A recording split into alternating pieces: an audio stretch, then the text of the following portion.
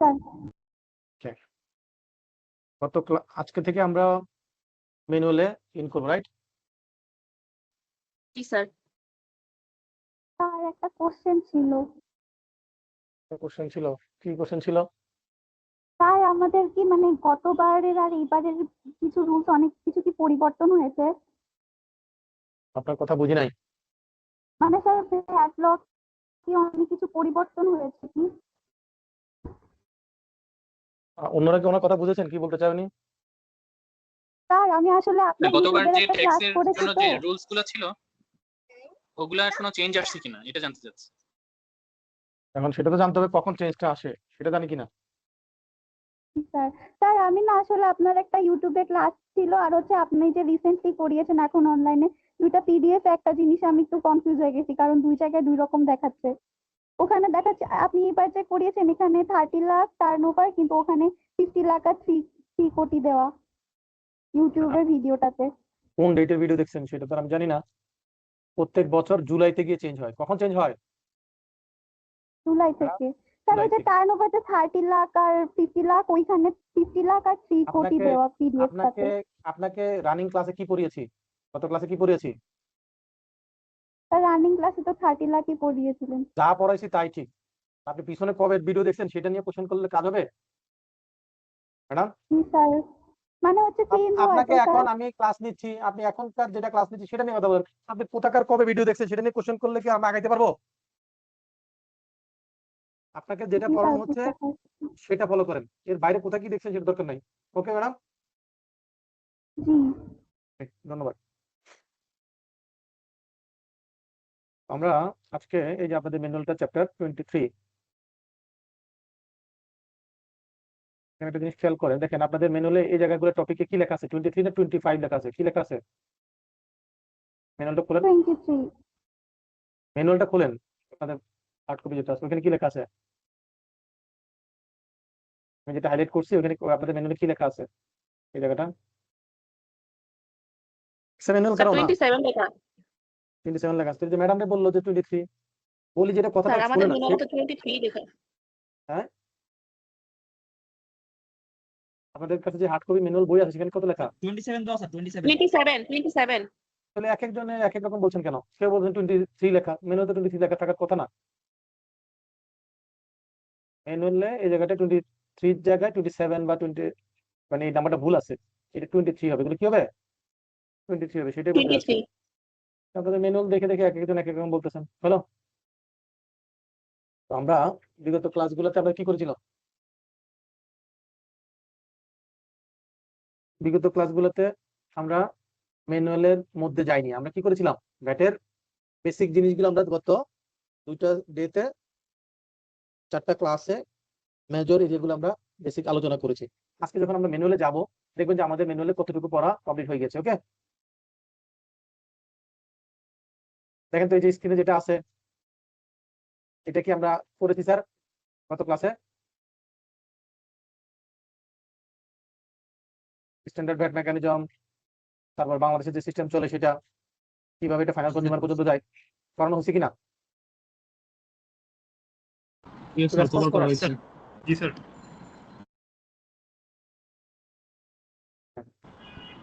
তারপর এই যে প্রথম ক্লাসে যতগুলো আমাদের ইম্পর্টেন্ট ডেফিনেশন আছে পড়ানো হয়েছে না? জি স্যার এগুলো সবগুলো পড়ানো শেষ। ম্যানুয়াল ধরে না গিয়েও আমাদের পড়া শেষ হয়েছে নাকি? ওকে,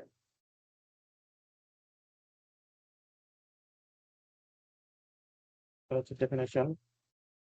VAT registration, turnover and spend পড়ানো হয়েছে? জি স্যার পড়ানো হয়েছে এগুলা।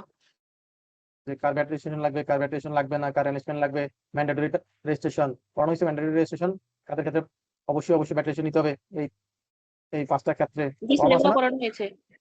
হয়েছে। তারপর সেখানে জেনারেল অর্ডার 17 এর কথা বলা হয়েছে, যেখানে টার্নওভার যাই থাকুক না কেন সেগুলো কি হবে? এই যে দেখেন সেই জেনারেল অর্ডার 7 এর মধ্যে এখানে 3টা ভাগ আছে, 2টা টেবিল আছে। এই প্রথম যে টেবিলটা আছে ম্যানুফ্যাকচার কিছু গুডস এর কথা বলা আছে, যারা ম্যানুফ্যাকচারার হিসেবে এইসব গুডস গুলো, এই যে এখানে দেখেন এই গুডস গুলো যেসব ম্যানুফ্যাকচারার কি করে, টেবিল 1 এ যেসব গুডস ম্যানুফ্যাকচারিং এর কথা বলা আছে এগুলো যারাই ম্যানুফ্যাকচার করে তাদের টার্নওভার যত টাকাই হোক না কেন তাহলে কি করতে হবে?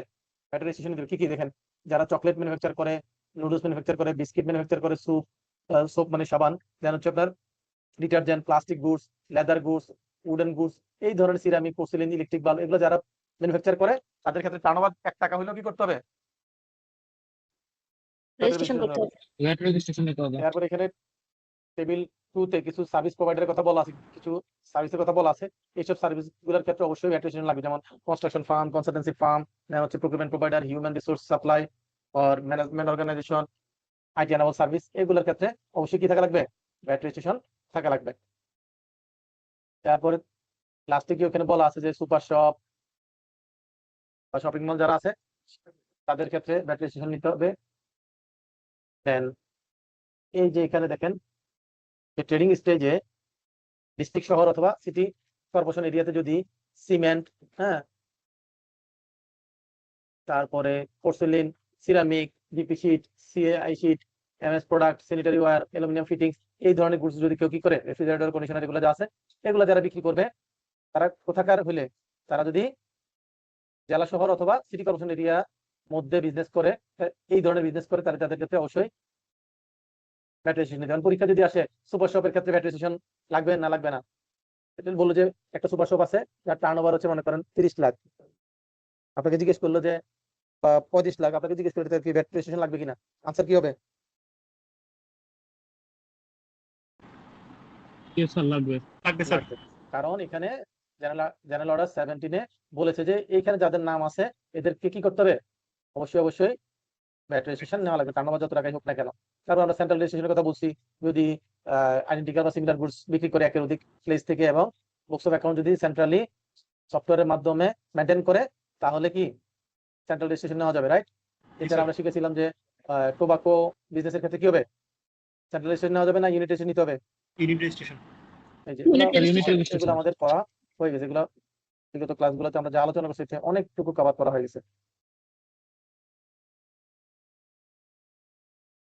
তারপরে ভ্যাট রেজিস্ট্রেশনের জন্য কোথায় অ্যাপ্লাই করতে হবে, কোন মূসক ফর্ম মাধ্যমে অ্যাপ্লাই করতে হবে, কতদিনের মধ্যে অ্যাপ্লাই করতে হবে, এবং সেটার জন্য কি ডকুমেন্ট লাগবে, আর অ্যাপ্লিকেশন করতে গেলে যদি ডেট দিয়ে দেয় যে তাহলে সেখানে আমরা কত তারিখের মধ্যে অ্যাপ্লিকেশন করে সেই প্রসেসটা আমরা শিখেছি, রাইট?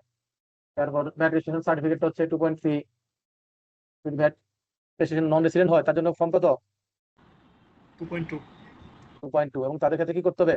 একজন ভ্যাট এজেন্ট নিয়োগ দেওয়া লাগবে, রাইট? আর ভলান্টারি রেজিস্ট্রেশনের ক্ষেত্রে আমরা বলছিলাম যে যদি ভলান্টারি রেজিস্ট্রেশন হয় সেক্ষেত্রে কি করতে হবে? 1 বছরের আগে ইয়া করতে পারবে না। রেজিস্ট্রেশন ক্যান্সেলেশনের জন্য অ্যাপ্লাই করতে পারবেন, রাইট?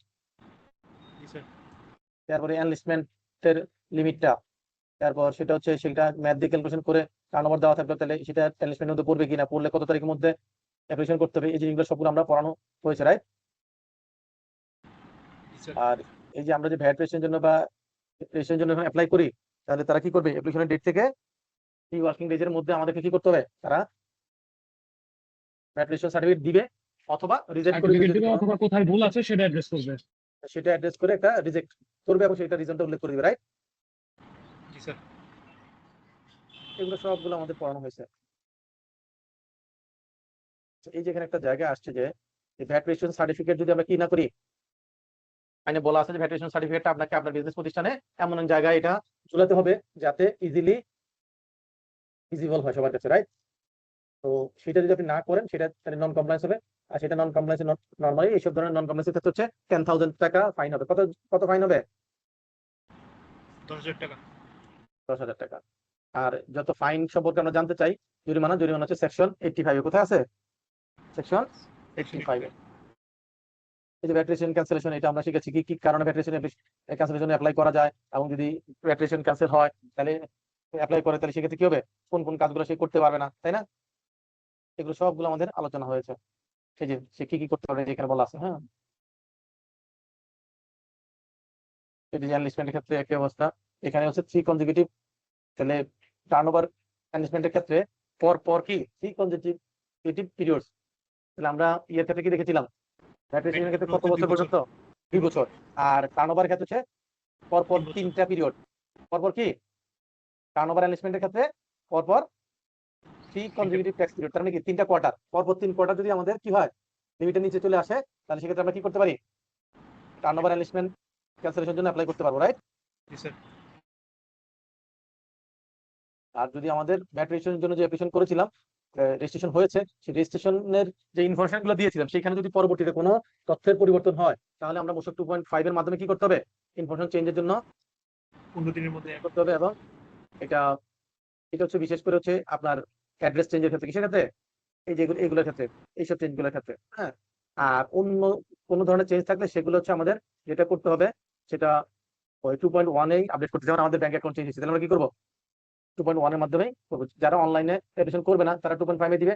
আর ওই 2.1 এ যে আমরা রেজিস্ট্রেশন অ্যাপ্লাই করছিলাম সেটাকে অ্যামেন্ডমেন্ট করে দিলে সেটাও হয়ে যায়। ওকে। আর কতদিনের মধ্যে অ্যাড্রেস চেঞ্জ হলে কতদিনের মধ্যে আপনাকে জানাতে হবে? 15 ডেজ স্যার আগেই জানাতে ম্যানুয়ালে হবে তো ইনফরমেশন চেঞ্জেস ইন রেজিস্ট্রেশন, এটা তো মোশক 2.4 দেওয়া, আর আপনার এখানে তো দেওয়া হচ্ছে স্লাইডে 2.5। হ্যাঁ, তাহলে যে ইনফরমেশন চেঞ্জেস ইন রেজিস্ট্রেশন এটার মধ্যে হচ্ছে যে মোশক 2.4 দেওয়া হচ্ছে আমাদের ম্যানুয়ালে, আর এখানে তো হচ্ছে 2.5 দেওয়া স্লাইডে। তাদের ম্যানুয়ালে কি দেওয়া আছে? 2.4। রেজিস্ট্রেশন ক্যান্সেলেশন 2.4 কি ও রেজিস্ট্রেশন স্যার, ক্যান্সেলেশন, জি স্যার বুঝতে পারছি। ক্যান্সেলেশন। তাহলে তো আপনাদেরকে পড়ানো হয়েছে ম্যাডাম, হঠাৎ হঠাৎ করে জি কি স্যার। বলেন? আমাদেরকে শুধু বিপদে ফেলানোর জন্য, তাই না?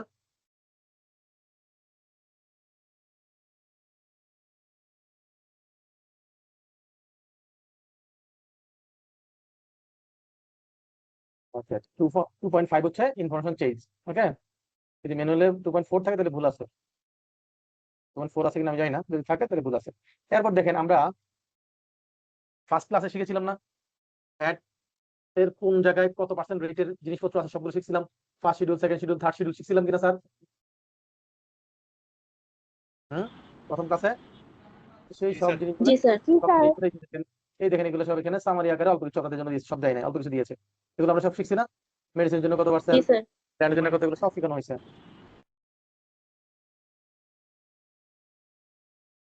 এই যে বলছিলাম না যে 1.5% শাড়ি, লুঙ্গি, থ্রি পিস, এগুলো আর পেপারের ক্ষেত্রে আছে এখানে। জি স্যার।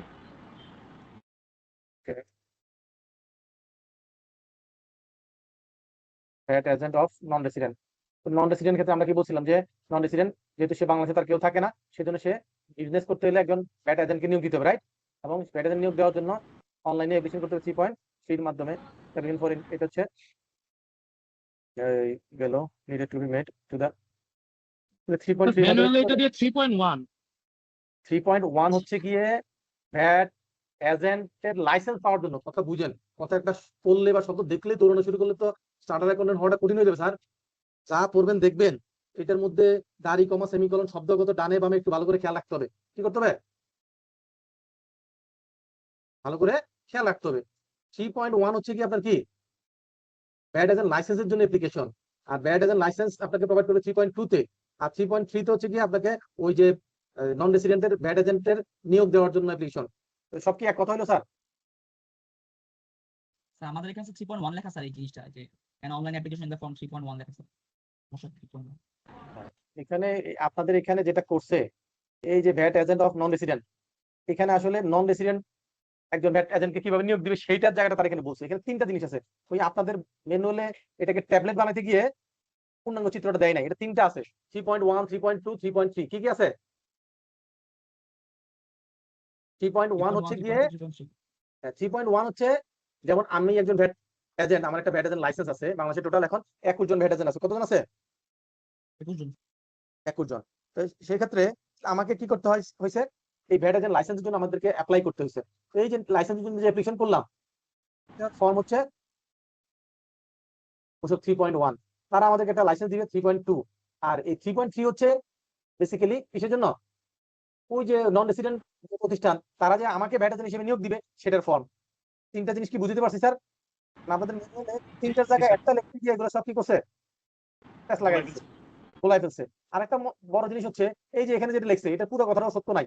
এখানে বলছে যে অ্যাপয়েন্টেড অ্যাজ ভ্যাট এজেন্ট, কি অ্যাপয়েন্টেড অ্যাজ ভ্যাট এজেন্ট। তাহলে ভ্যাট এজেন্ট হিসেবে অ্যাপয়েন্টমেন্ট করতে গেলে অনলাইনে দিতে হবে। তাহলে অনলাইনে দিতে গেলে ভ্যাট এজেন্টের অ্যাপয়েন্টমেন্ট তো আর ওই অনলাইনে অ্যাপ্লিকেশন তো এটার ট্রেনিং একাডেমি দিবে না। ওই যারা রিভিউ করছে তারা এটা ঠিকমতো কাজটা করে নাই। এখানে একজন হয়তো বুঝাইতে চাইছে যে ভ্যাট এজেন্ট লাইসেন্সের জন্য অ্যাপ্লাই করতে গেলে 3.1। সবাই কি অবস্থা, কেমন আছেন?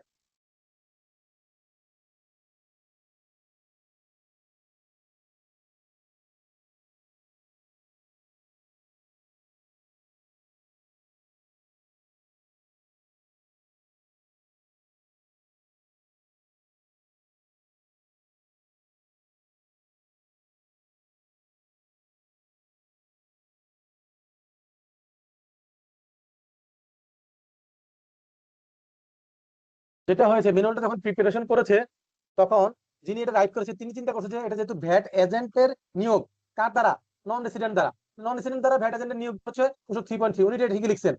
পরের অংশে গিয়ে আবার আরেকজন করছে কি, এটা দিয়ে দিয়েছে যে এটা অ্যাপ্লাই করতে হবে কার কাছে, ট্রেনিং একাডেমির কাছে। ট্রেনিং একাডেমির কাছে ভ্যাট এজেন্টকে নিয়োগ দেওয়ার ক্ষেত্রে লাগে না, এটা দিতে দিবে এনবিআর কে। তাহলে ট্রেনিং একাডেমিকে দিবে কোনটা, 3.1। তাহলে দুইটা জিনিসকে এখানে গোলাই ফেলছে এখানে, কথা বুঝছেন কিনা? তাহলে 3.3 হচ্ছে ভ্যাট এজেন্টের নিয়োগ, যেটা কে দিবে, নন রেসিডেন্ট দিবে।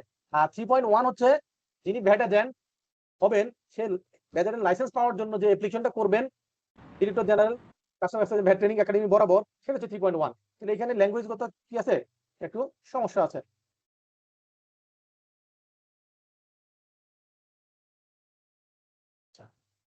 আমরা আমাদের ক্লাসগুলোতে, বিগত ক্লাসগুলোতে আমরা কি শিখছিলাম, যিনি সেলার, সেলার বিক্রি করবে বায়ারের কাছ থেকে ভ্যাট সহ কালেক্ট করে গভর্নমেন্টকে ভ্যাট দিবে, এটা তো শিখছিলাম নাকি স্যার?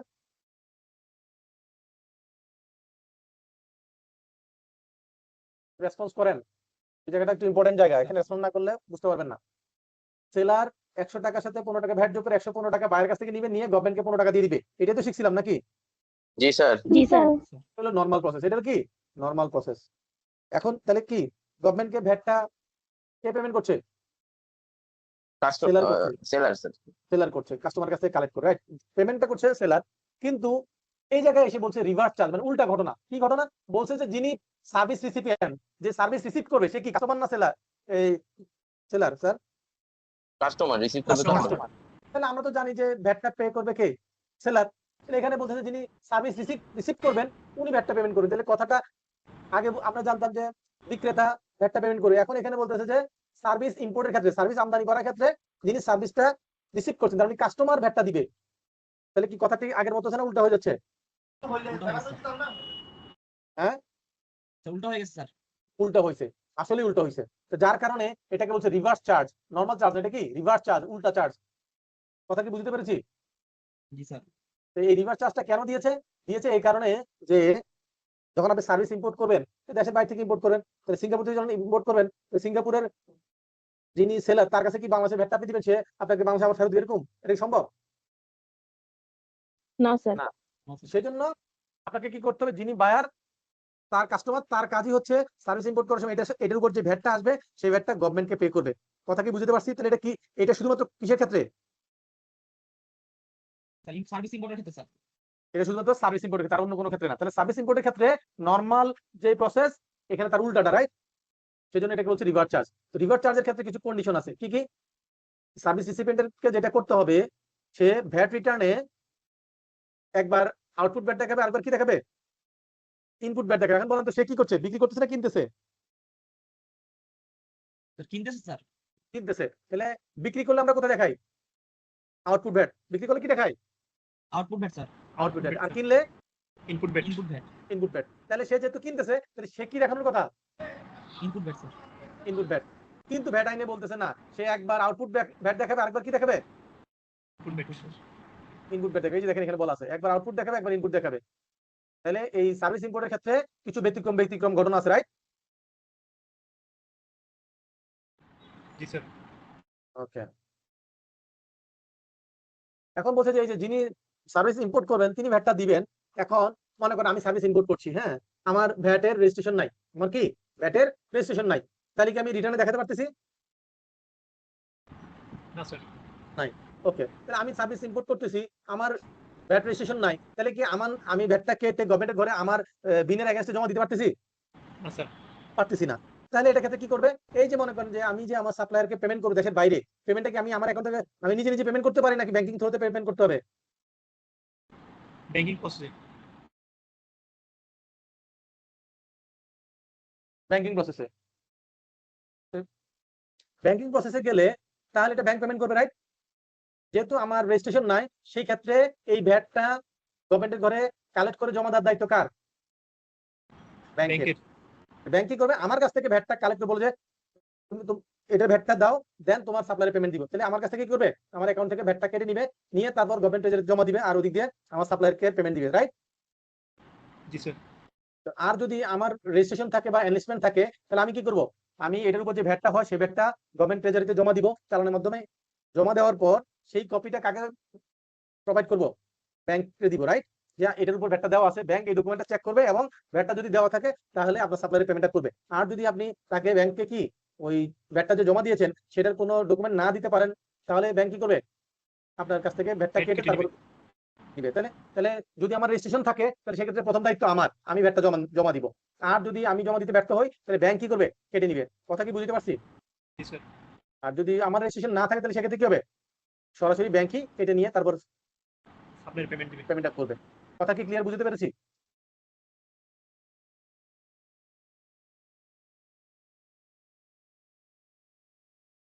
আচ্ছা, এখানে এটা কি আছে? Zero rate. আমরা প্রথম ক্লাসে এবং সেকেন্ড ক্লাসে আলোচনা করছিলাম যে জিরো রেট। জিরো রেট বলতে কি বুঝি আমরা? জিরো রেট একটা রেটকে বোঝায় যেটা পার্সেন্টেজ হবে জিরো। জিরো রেট হচ্ছে কখন হবে? যখন আমরা কোনো কিছু এক্সপোর্ট করবো, রাইট? এক্সপোর্টের ক্ষেত্রে ভ্যাটের রেট হচ্ছে 0%, রাইট? স্যার জি এবং স্যার। সেটা সেকশন 21 থেকে 24 পর্যন্ত আমরা প্রথম ক্লাসে বলেছিলাম। বাংলাদেশের যদি এমন কোনো কিছু আমরা সাপ্লাই করি যেইটার ইউজ এবং কনজাম্পশন কি হবে? বাংলাদেশের ভৌগোলিক এরিয়ার বাইরে হবে, তাহলে সেটাকে আমরা নরমালি কি বলি? এক্সপোর্ট বলি, রাইট? এছাড়া যদি এমন কিছু হয় যে ডিমড এক্সপোর্ট, যেগুলা বাংলাদেশের মধ্যে সাপ্লাই হচ্ছে কিন্তু সেটা কনজাম্পশন করে সেটার ফিনিশ গুডটা কোথায় হবে? বাংলাদেশের বাইরে সাপ্লাই হবে, তাহলে সেটাকে ডিমড এক্সপোর্ট বলা হবে, রাইট? তাহলে ডিমড এক্সপোর্ট এবং ডিরেক্ট এক্সপোর্ট এই দুইটার ক্ষেত্রে ভ্যাটের রেট হচ্ছে 0%। কথা কি বুঝতে পেরেছি স্যার? জি স্যার। এখন বলেন এই যে বাংলাদেশের যে চিটাং পোর্টে বিভিন্ন ওশেন গোয়িং জাহাজ আসে না? বিদেশি জাহাজ আসে না? যেগুলো বাংলাদেশে আসে, অন্য দেশ থেকে যায়, এরকম এক দেশ থেকে আরেক দেশে মালামাল ক্যারি করে। সেই সব জাহাজগুলো যখন বাংলাদেশে আসে, অথবা অথবা যে বাংলাদেশে এয়ারপোর্টে যে এরোপ্লেন গুলো আসে, সেগুলো কি হয়?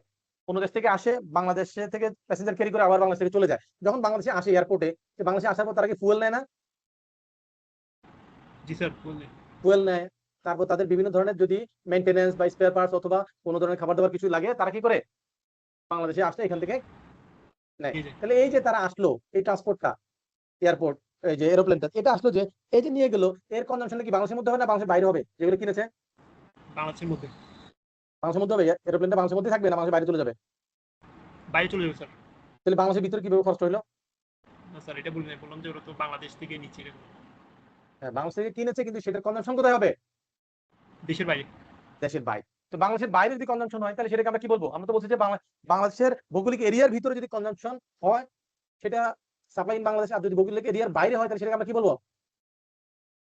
এক্সপোর্ট বলবো, রাইট? তাহলে এটা যেহেতু Export। বাংলাদেশ থেকে কিনে বাংলাদেশের বাইরে চলে যাচ্ছে, বাংলাদেশের বাইরে কনজাম্পশন হবে, তাহলে আমরা এই যে এরোপ্লেনের যা যা সাপ্লাই দিলাম সেগুলোকে কি হিসেবে কনসিডার করা হবে? এক্সপোর্ট হিসেবে কনসিডার করা হবে। তাহলে ইন্টারন্যাশনাল, তাহলে এখান থেকে কি শিখলাম? ইন্টারন্যাশনাল ট্রান্সপোর্ট যেগুলা, সেই ইন্টারন্যাশনাল ট্রান্সপোর্টে আমরা যা যা সাপ্লাই দিব, গুডস হোক বা সার্ভিস হোক, সেগুলো কি হবে? এক্সপোর্ট হিসেবে কনসিডার হবে। কথা কি ক্লিয়ার? জি স্যার। আচ্ছা, তাহলে যদি এমন হয় যে কোনো একটা গুডস আপনি ফার্স্ট শিডিউলের মধ্যে লিস্টে আছে, তাহলে এটাকে আমরা কি বলবো? এক্সেন্টেড গুডস নাকি? জি স্যার। ওকে, সেম জিনিসটা যদি আবার মনে করেন এক্সেন্টেড গুডস, সেই আইটেমটা যদি আপনি এক্সপোর্ট করেন তাহলে এটা কি জিরো রেটেড, রাইট? তাহলে এটা একদিকে জিরো রেটেড হচ্ছে, আরেকদিকে এক্সেন্টেড, তাহলে তার স্ট্যাটাস দুই রকম। এটাকে আপনি এক্সেন্টেড বলতে পারতেছেন, এটাকে আপনি জিরো রেটেড বলতে পারতেছেন। তাহলে এরকম যদি একই জিনিসের দুইটা স্ট্যাটাস হয় তাহলে একে আপনি আসলে কি হিসেবে চিহ্নিত করবেন? একে কি আপনি এক্সেন্টেড বলবেন না জিরো রেট বলবেন? কোনটা বলবেন? আইনে বলছে যে সেটাকে কি হিসেবে কনসিডার করবো? Zero rated. Zero rate. এখন আপনার মাথায় কোশ্চেন আসতে পারে, এটা এক্সাম্পল হলে কি? এক্সাম্পল হলেও তো ভ্যাট জিরো, জিরো হলেও ভ্যাট জিরো, ভ্যাটের টোটাল অ্যামাউন্ট জিরো, তাহলে তো কোনো পরিবর্তন আপনি ম্যাথের চোখে দেখতেছেন না, রাইট? আমরা বলেছিলাম যে এক্সাম্পল যদি হয় সেটার ক্ষেত্রে কমপ্লায়েন্স গুলা একদম শিথিল, অনেক কিছুই করতে হয় না। কিন্তু জিরো রেটের কি হলে কি হবে? এটা বুকস অফ অ্যাকাউন্টস থেকে শুরু করে সব রেকর্ড ঠিকমতো মেইনটেইন করতে হবে, রাইট? আর Right. এক্সাম্পল হলে কি, এক্সাম্পল হলে কি এটার এগেইনস্টে রিবেট পাওয়া যাবে? ইনপুট রিবেট না। পাওয়া যাবে না। কিন্তু জিরো রেট হলে, জিরো রেট হলে কি রিপিট পাওয়া যাবে। আউটপুট ভ্যাট যদি জিরো রেট হয় তাহলে সেই ক্ষেত্রে ইনপুট ট্যাক্স রিবেট পাওয়া যাবে, রাইট? তাহলে এটাকে যদি এক্সাম্পল বা জিরো রেট দুইটা যে কোনোটাই আপনি বলতে চান পারেন, সুযোগ থাকে, তাহলে সেক্ষেত্রে আপনার জিরো রেট বলতে হবে। কারণ জিরো রেট হইলেই এটার বেনিফিটটা বেশি পাওয়া যায়, যারা ট্যাক্স পেয়ার তাদের জন্য সুবিধা হয়। কারণ যদি এক্সাম্পল হিসেবে কনসিডার করতো তাহলে এটার আগে রিবেট দিতে পারতো না, রাইট? তাহলে সেক্ষেত্রে এক্সপোর্ট হলে এক্সপোর্টের উপর রিবেট না নিতে পারলে তাহলে কি এক্সপোর্টকে কি আপনার গভর্নমেন্ট যে প্রায়োরিটি দিতে চায় সেটা কি দেওয়া হলো? বেনিফিট দিতে চায় সেটা কি দেওয়া হলো স্যার? না হলো স্যার, না। সেই জন্য পরীক্ষা যদি আসে এক্সাম একটা প্রোডাক্ট যদি এক্সাম্পটেড এবং কি জিরো রেট দুটোই হয় তাহলে আমরা এটাকে কি বলবো? আনসার কি হবে? Zero rate. Zero rate. Zero rate. আচ্ছা, এখন যদি এমন হয় যে আপনি কোনো গুডস বাংলাদেশের বাইরে পাঠিয়েছেন এই উদ্দেশ্যে যে সেটা আবার বাংলাদেশে আনবেন, তাহলে আপনি দেশের বাইরে পাঠিয়েছেন বাংলাদেশে আবার ফেরত আনবেন, তাহলে কি হলো? আর এটা কি আলটিমেটলি কোনো এক্সপোর্ট হলো নাকি এটা আবার বাংলাদেশে চলে আসলো? চলে আসলো। চলে আসলো, তাহলে তো এটা রিয়েল এক্সপোর্ট হইলো না, রাইট? এরকম জি কি স্যার। হইতে পারে যে আপনি এমন কি ঘটনা করতে পারে কি আপনি যে বাংলাদেশের বাইরে পাঠাবেন আবার এই উদ্দেশ্যে যে বাংলাদেশে পরে ফেরত আনবেন, এরকম কি হইতে পারে বলুন এক্সাম্পল? কোনো Idea কিছু থাকা- মেইনটেনেন্সের জন্য যদি পাঠাই সেটা আবার যদি রাইট, এটা মনে করেন আপনার একটা কোনো এই ফ্যাক্টরিতে একটা মেশিনারি আছে, এটার একটা অংশ আপনার মেইনটেনেন্স করা দরকার, এটা যার কাছ থেকে জার্মানির মনে করেন সাপ্লায়ার চলেছে, জার্মানির ম্যানুফ্যাকচার জার্মানি, তাতে কিনছে, কিন্তু বাংলাদেশে তার আফটার সেল সার্ভিস দেওয়ার মতো বাংলাদেশে কোনো অর্গানাইজেশন নাই। তার এই এশিয়া মহাদেশের মধ্যে হয়তো সিঙ্গাপুরে তার একটা অথরাইজড এজেন্ট আছে যে আপনার এই সার্ভিসটা দিতে পারবে, রাইট? তাহলে আপনাকে কি করতে হবে? আপনাকে ওই সিঙ্গাপুরে এটা পাঠাইতে হবে, তাই সিঙ্গাপুর থেকে তারা এটা মেইনটেনেন্স করে আপনাকে আবার ফেরত পাঠাবে, রাইট? এটা মেইনটেনেন্সের জন্য যে খরচটা হবে যদি ওয়ারেন্টি পিরিয়ডের মধ্যে থাকে, যেভাবে কন্ডিশন থাকে যে এটা হয়তো সার্ভিসিং চার্জটা নিবে না, কিন্তু এটা যে পার্টস চার্জ লাগবে সেটা নিবে, যেরকম কন্ডিশন থাকে সেভাবে। তাহলে এখানে কি হলো? আপনি যে মেশিনটা পাঠাচ্ছেন সেটা আবার বাংলাদেশে ফেরত আসছে, তাহলে এটা তো আসলে কোনো রিয়েল এক্সপোর্ট হয় না, রাইট? তাহলে এই যে যখন বাংলাদেশের মধ্যে বাংলাদেশ থেকে পাঠাইলেন তাহলে রিয়েল এক্সপোর্ট হলে না জিরো রেটের? যেহেতু এটা রিয়েল এক্সপোর্ট না তাহলে কি জিরো রেট হবে?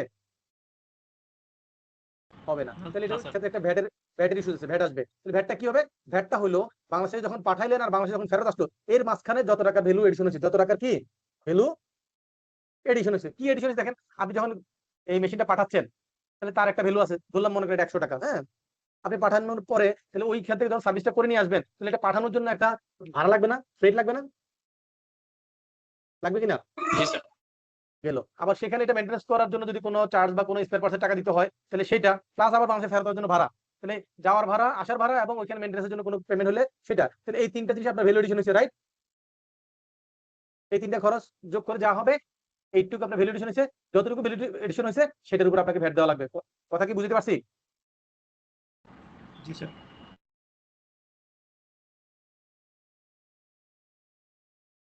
এরপর দেখেন বলছে যে ডিমড এক্সপোর্ট। ডিমড এক্সপোর্ট বলতে এখানে দেখেন দুইটা প্যারা আছে। Work order obtain by international tender. International tender বলতে কি বুঝি, কেউ কি বলতে পারবেন?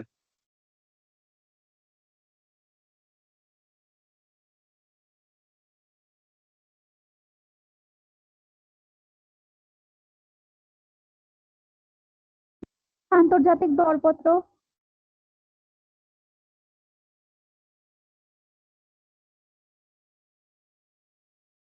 যেমন একটা এক্সাম্পল দিই, এই যে পদ্মা ব্রিজ হয়েছে, এটা কি লোকাল টেন্ডার হয়েছে লোকাল, নাকি এখানে ইন্টারন্যাশনাল কন্ট্রাক্টরও পার্টিসিপেট করেছে?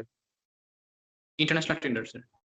হ্যাঁ, তার মানে যেসব টেন্ডার গুলা ইন্টারন্যাশনাল টেন্ডার হিসেবে ডিক্লেয়ার করে এবং সেখানে বাংলাদেশের বাইরের কোনো প্রতিষ্ঠান এখানে কি করতে পারে, পার্টিসিপেট করতে পারে, সেই ধরনের টেন্ডারকে কি বলে? ইন্টারন্যাশনাল টেন্ডার বলে, রাইট? জি স্যার। জি এই স্যার। যে পদ্মা ব্রিজের কাজটা কে পেয়েছে? একটা চায়না কোম্পানি পেয়েছে, রাইট? জি স্যার। এই চায়না কোম্পানি পেয়েছে। চায়না কোম্পানি এই পদ্মা ব্রিজ করার সময় এইটার যত ম্যাটেরিয়ালস লাগছে এগুলো কি সব চায়না থেকে আনছে? সিমেন্ট, রড যা লাগছে চায়না থেকে আনছে? বালু লাগছে চায়না থেকে আনছে? নাই, না স্যার। রাইট? তারপরে এখানে যে বিভিন্ন লোকজন লেবার লাগছে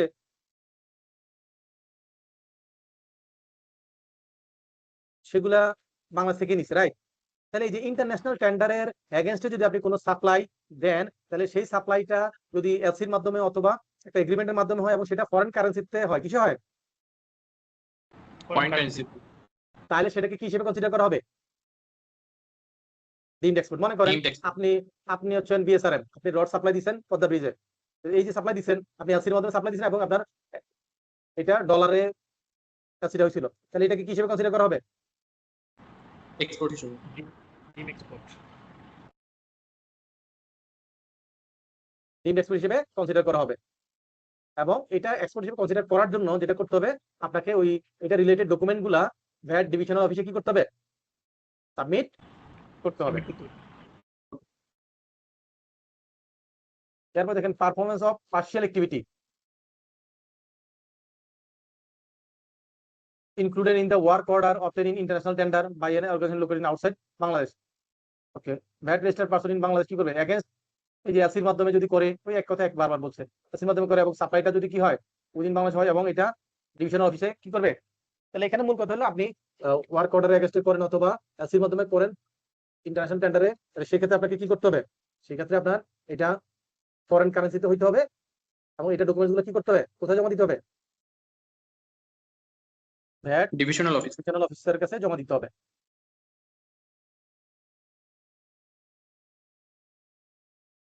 এখন ভ্যাটের এক্সামশন আমরা প্রথম ক্লাসে শিখেছিলাম, মনে আছে কিনা, যে ভ্যাটের এক্সামশন গুলো কোথায় আছে, এটা আমরা ফার্স্ট শিডিউলে জানি যে ফার্স্ট শিডিউলে যেসব গুডস বা সার্ভিসের নাম লেখা আছে সেগুলো হচ্ছে ভ্যাট এক্সামটেড, এটা শিখছিলাম, রাইট স্যার? জি স্যার। এরপরে শিখছিলাম যে এটা এসআরওর মাধ্যমে এক্সামশন হতে পারে, কিসের মাধ্যমে, এসআরও। এসআরও এসআরওর মাধ্যমে। তো এসআরওর মাধ্যমে শিখছিলাম যে এটা দুই রকম হতে পারে, একটা হচ্ছে প্রত্যেক বছর একটা কমন এসআরও হয়, সেই কমন এসআরওর মধ্যে 5টা টেবিল থাকে, সেই এক্সামশনের লিস্টটা সেখান থেকে পাওয়া যায়। এই যে দেখেন 2025 সালের মেতে কমন এসআরওটা হয়েছে 160 নম্বর এসআরও, এটার মধ্যে 5টা টেবিল আছে সেগুলা। আরেকটা হলো বিভিন্ন industry wise different sector wise different SRO হতে পারে, রাইট? তাহলে এক্সামশন 3 রকম হতে পারে, কয় রকম? 3 রকম। একটা হচ্ছে ফার্স্ট শিডিউল দ্বারা এক্সামশন, আরেকটা হচ্ছে এসআরও। এসআরওর মধ্যে দুই ভাগ হতে পারে, একটা হচ্ছে প্রত্যেক বছর যেটা কমন একটা এসআরও হয় সেটা, আর হচ্ছে specific sector wise industry wise আলাদা এসআরও হতে পারে। কথা কি ক্লিয়ার বুঝতে পেরেছি? জি স্যার। এবং আমরা বলেছিলাম যে ফার্স্ট শিডিউলে যদি এক্সামশন হয় তাহলে এটা সকল স্টেজে এক্সামটেড, রাইট? জি স্যার। সকল স্টেজে এক্সামটেড। কিন্তু যদি এটা এসআরওর মাধ্যমে হয় তাহলে কি সকল স্টেজে এক্সামটেড না, এক বা দুইটা পর্যন্ত হইতে পারে সর্বোচ্চ এক্সামশন, সর্বোচ্চ 2টা, কিন্তু সকল স্টেজে না, রাইট? এবং সেখানে 5টা টেবিল আছে, আমরা যেটা বলছি টেবিল 1 টেবিল 2 টেবিল, এটা কিসের, এটা একটা আমি একটু দেখে নিই, এটা হচ্ছে exempted table 1 manufacturing stage, trading stage, service stage. আলাদা এটা একটা এসআরও রেফারেন্স দিছে 19 সালে, সেটা বলছে যে এসআরওর মাধ্যমে আলাদা আলাদা হইতে পারে, এই এসআরওতে কিছু এক্সামশন আছে সেটা। আমরা এখান থেকে যেটা শিখলাম সেটা হচ্ছে যে এসআরওর মাধ্যমে 2 রকম হইতে পারে, আর এটা হচ্ছে ফার্স্ট শিডিউল, টোটাল 3টা জায়গায় এক্সামশন হয়। আর টার্নওভার ট্যাক্সের রেট কত পার্সেন্ট আমরা শিখছিলাম? 4%। আর টার্নওভার ট্যাক্সের ক্ষেত্রে কি ইনপুট ট্যাক্স রিবেট নেওয়া যায়? টার্নওভার ট্যাক্স কি রিপোর্ট নেওয়া যায়? নেওয়া যায় না, রাইট? আর টার্নওভার ট্যাক্সের রিটার্ন কখন সাবমিট করতে হয়? ভ্যাটের রিটার্ন হচ্ছে মান্থলি, মাস শেষ হওয়ার পরবর্তী 15 দিনের মধ্যে, রাইট? আর টার্নওভারের ক্ষেত্রে কি কোয়ার্টার শেষ হওয়ার 30 দিনের মধ্যে, রাইট? আর এই ক্ষেত্রে ইনপুট ট্যাক্স রিবেট অ্যালাউড না, এটা আমরা জানি। এখন বলছে যে ম্যানার অফ ভ্যাট কালেকশন। এখন বলেন তো ইনপুট স্টেজে ভ্যাটটা কিভাবে কালেকশন করে, কে করে? শিখেছিলাম, প্রথম ক্লাসে শিখাইছিলাম, বলেন। ইম্পোর্ট স্টেজ দ্বিতীয় ক্লাসে ম্যাথও করেছিলাম। ইম্পোর্ট স্টেজ মানে ইম্পোর্ট কোথায় হয়? ইম্পোর্ট স্টেজে মালটা আসে কোথায়? পোর্টে আসে, রাইট? কাস্টমস। পোর্টে আসলে কাস্টমস কি করে, তাদের যে ডিউটিগুলো কালেক্ট করে ঠিক সেম টাইমে সেম ম্যানারে কি করে, ভ্যাট এসডি এগুলো কালেক্ট করে, রাইট? ভ্যাট এসডি এটি এগুলো কালেক্ট করে। আমরা সেখানে শিখেছিলাম কিভাবে ভ্যাট ক্যালকুলেশন হয় ইম্পোর্ট স্টেজে, মনে আছে? আমরা ওই 6টা ডিউটি ক্যালকুলেশনের মধ্যে 3টা বেসিস পড়ছিলাম, মনে আছে? জি স্যার। অ্যাসেসেবল ভ্যালুর উপর সিডিআরডি আর হচ্ছে কি অ্যাডভান্স ইনকাম ট্যাক্স, রাইট? জি স্যার। এই 3টা সরাসরি হচ্ছে অ্যাসেসেবল ভ্যালুর উপর, আর অ্যাসেসেবল ভ্যালুর সাথে সিডিআরডি এবং এসডি যোগ করলে যা হবে তার উপর ভ্যাটের রেট অ্যাপ্লাই করে ভ্যাট হয়। ঠিক সেম জিনিসের উপর রেট অ্যাপ্লাই করে এটি আগাম কর হয়, রাইট? Advance tax. এগুলো আমরা গত ক্লাসে ম্যাথে করেছিলাম এবং যেটা করেছিলাম সেই জিনিসটা এখানে আছে। তাহলে এটা কি আমাদের পড়ানো হয়েছে না হয় না এখনো? হয়েছে স্যার। হয়েছে। তাহলে রি-ইম্পোর্টের ক্ষেত্রে আমি কি বলছিলাম, যতটুকু আমি যেটা এক্সপোর্ট করলাম সেটা আবার দেশে ফেরত আনছি, তাহলে এটা কি রি-ইম্পোর্ট? এটা কি রি-ইম্পোর্ট, পুনরায় দেশে নিয়ে আসলে এটাকে রি-ইম্পোর্ট বলে। রি-ইম্পোর্টের ক্ষেত্রে কি হয়, রি-ইম্পোর্টের ক্ষেত্রে যতটুকু ভ্যালু এডিশন হবে তার উপর, যেমন কি এক্সপেন্স ইনকাম, যেমন ইন্স্যুরেন্স, ফ্রেট এবং ল্যান্ডিং চার্জ, আর যদি এইটা মেইনটেন্স করার জন্য এটার জন্য কোনো ফি দিতে হয় তাহলে সেটা এখানে আসবে। মূল কথা হলো বাংলাদেশ থেকে পাঠানো আর বাংলাদেশে এটা ফেরত আসা পর্যন্ত যে খরচগুলো হয়েছে সেই খরচগুলোর উপর ভ্যাট হবে। কথা কি ক্লিয়ার বুঝতে পেরেছি স্যার? জি স্যার। আচ্ছা, এখন যদি এমন হয় যে আপনি কোনো একটা গুডস ইম্পোর্ট করছেন, এই উদ্দেশ্যে যে এই গুডসটা আপনি এক্সপোর্ট করবেন, কি করবেন? এই গুডসটা আপনি এক্সপোর্ট করুন। এক্সপোর্ট করবেন। তাহলে এক্সপোর্ট করার উদ্দেশ্যে যদি ইম্পোর্ট করেন তাহলে ইম্পোর্ট স্টেজে কি হবে, ভ্যাট জিরো হবে। কি হবে? ভ্যাট জিরো হবে। ভ্যাট জিরো হবে। তারপরে অ্যাডভান্স ট্যাক্স আগাম কর আমরা শিখেছিলাম, যেটা দুইটা রেট হয়, যারা ম্যানুফ্যাকচারার তাদের ক্ষেত্রে একরকম রেট, আর যারা কি কমার্শিয়াল ইম্পোর্টার তাদের জন্য, ম্যানুফ্যাকচারের জন্য হচ্ছে 2%, আর যারা আদার দ্যান ম্যানুফ্যাকচারার তাদের জন্য 7.5%, রাইট? এবং এই যে এটিটা দিয়ে আসতেছে, এটা 6 ট্যাক্স পিরিয়ডের মধ্যে কি করতে হবে? ডিক্রিজিং অ্যাডজাস্টমেন্ট নিতে হবে। এখানে যে এই জায়গাটা একটা ইম্পর্টেন্ট জিনিস আছে যে the following documents are required to be submitted to the customs house station to avail the benefit। তাহলে এই যে আপনি ডিক্রিজিং অ্যাডজাস্টমেন্ট নেবেন, সেই বেনিফিট পাওয়ার জন্য কি লাগবে? আপনার ভ্যাট রেজিস্ট্রেশন সার্টিফিকেট, ম্যানুফ্যাকচার হিসেবে ওই যে 2% এর আওতায় পড়তে গেলে আপনার ম্যানুফ্যাকচার হিসেবে ভ্যাট রেজিস্ট্রেশন সার্টিফিকেট লাগবে, আপনার ইনপুট আউটপুট কোএফিশিয়েন্ট দিতে হবে, ইন্ডাস্ট্রিয়াল আইআরসি থাকা লাগবে। এই জিনিসগুলো আপনাকে সাবমিট করতে হবে। এখন যদি এমন হয় যে আপনি যিনি ইম্পোর্ট করছেন তার কোনো ভ্যাট রেজিস্ট্রেশন নাই, আনরেজিস্টার্ড পারসন, তাহলে সেক্ষেত্রে কি হবে? এবং সেইটা আলটিমেট কনজিউমার, যেমন মনে করেন আপনার বাসায় কোনো পেশেন্ট আছে যার জন্য একটা সার্জিক্যাল বেড দরকার, বাসায় রেখে তাকে ট্রিটমেন্ট করার জন্য আপনি কি করছেন? অনলাইনে আলিবাবায় অর্ডার করে আপনি এই সার্জিক্যাল বেডটা চায়না থেকে আনছেন। এটা যখন আসছে, আপনি কি এটা বিক্রি করার জন্য আনছেন না নিজে ব্যবহার করার জন্য আনছেন? ব্যবহার করার জন্য স্যার। ব্যবহারের জন্য। তাহলে যদি এটা আলটিমেট কনজিউমার হিসেবে আপনি আনেন, তাহলে এটার জন্য ইম্পোর্ট স্টেজে যে এটিটা আপনার কাছ থেকে আদায় করেছে, সেই এটিটা আপনি ফেরত পাওয়ার জন্য কি করতে পারবেন? অ্যাপ্লিকেশন করতে পারবেন। তাহলে এটা কারা করতে পারবে ফেরত পাওয়ার জন্য অ্যাপ্লিকেশন? আলটিমেট কনজিউমার যিনি, তিনি। এখন তাকে এটা প্রুফ করতে হবে যে এটা সে নিজে ব্যবহার করছে, এটা বিক্রি করছে না, রাইট? তাহলে সেক্ষেত্রে সে 4.1 এর মাধ্যমে কত দিনের মধ্যে অ্যাপ্লাই করবে? 120 দিন। 120 দিনের মধ্যে অ্যাপ্লাই করবে। করলে ভ্যাট অফিস 15 ডেজ এর মধ্যে কি করবে? আপনার এই ভ্যাটটা, সরি এটিটা কি করবে? আপনাকে অ্যাডভান্স ট্যাক্স সেটা আপনাকে ফেরত দিবে। তাহলে এখানে যদি কমার্শিয়াল ইম্পোর্টার হয় তার ক্ষেত্রে এটি কাটে কত পার্সেন্ট? 7.5%। আর যদি সে ম্যানুফ্যাকচারার হয় তার ক্ষেত্রে কত পার্সেন্ট? 2%। তাহলে তারা এটিটা কি করবে? ভ্যাট রিটার্নের মাধ্যমে ডিক্রিজিং অ্যাডজাস্টমেন্ট নিবে 120 ডেজ এর মধ্যে, 6 মান্থের মধ্যে। হ্যাঁ, কিন্তু যারা আলটিমেট কনজিউমার, নিজের জন্য ইম্পোর্ট করছে, বিক্রির জন্য না, তাদের ক্ষেত্রে হচ্ছে তারা এটা যদি তাদের রিটার্ন নাই, তারা কি করবে? এইটা ক্যাশ ফেরত পাওয়ার জন্য একটা অ্যাপ্লিকেশন করবে। সেটা হচ্ছে মূসক 4.1 এর মাধ্যমে করবে, এবং কত দিনের মধ্যে করবে? 120 ডেজ এর মধ্যে করবে। এই হলো প্রসেস।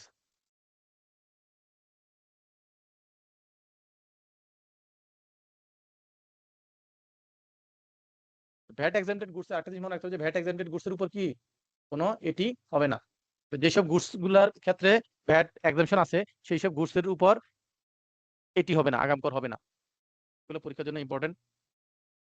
এখানে দেখেন কি লিখছে, ভ্যাট সহ মূল্য আছে 50,000 টাকা, আর 15% ভ্যাট যদি হয় তাহলে এটার বিল অফ সাপ্লাই কত? ভ্যাট ছাড়া মূল্য কত? তাহলে কি করবেন? 50,000 টাকার মধ্যে ভ্যাট সহ আছে, তাহলে 100 টাকা প্লাস 15% ভ্যাট হলে কত? 115 টাকা। তাহলে 50,000 টাকা মানে কি? 115 টাকা। তাহলে 115 দিয়ে ভাগ করবেন, 15 দিয়ে গুণ করবেন, তাহলে ভ্যাটের অ্যামাউন্টটা পেয়ে যাবেন 6,522। তাহলে 50,000 থেকে 6,522 বাদ দিলে 43,478। এটা কি পেলেন আপনি? তাহলে আপনি এটা পেলেন value of supply. Value of supply that means VAT ছাড়া মূল্য, রাইট? কর ব্যতীত মূল্য। আমরা আগে শিখেছিলাম যে 100 টাকা প্লাস 15 টাকা সমান 115 টাকা। তাহলে যদি উল্টাটা করতে হয় তাহলে সেখান থেকে ব্যাক ক্যালকুলেশন করে আসবেন। আর যদি এই 50,000 দেওয়া না থাকতো তাহলে আপনি কি করতেন? এইটার সাথে 15% ভ্যাট যোগ করতেন, করে 50,000 দ্বারা যাইতেন। আর যেহেতু 50,000 দেওয়া আছে, এটা দেওয়া নাই, তাহলে উল্টা সেখানে 115 দিয়ে ভাগ করে 15 দিয়ে গুণ করে ভ্যাট মাইনাস করলেন, দেন আপনি এটাতে আসলেন। কথা কি বুঝতে পেরেছি স্যার?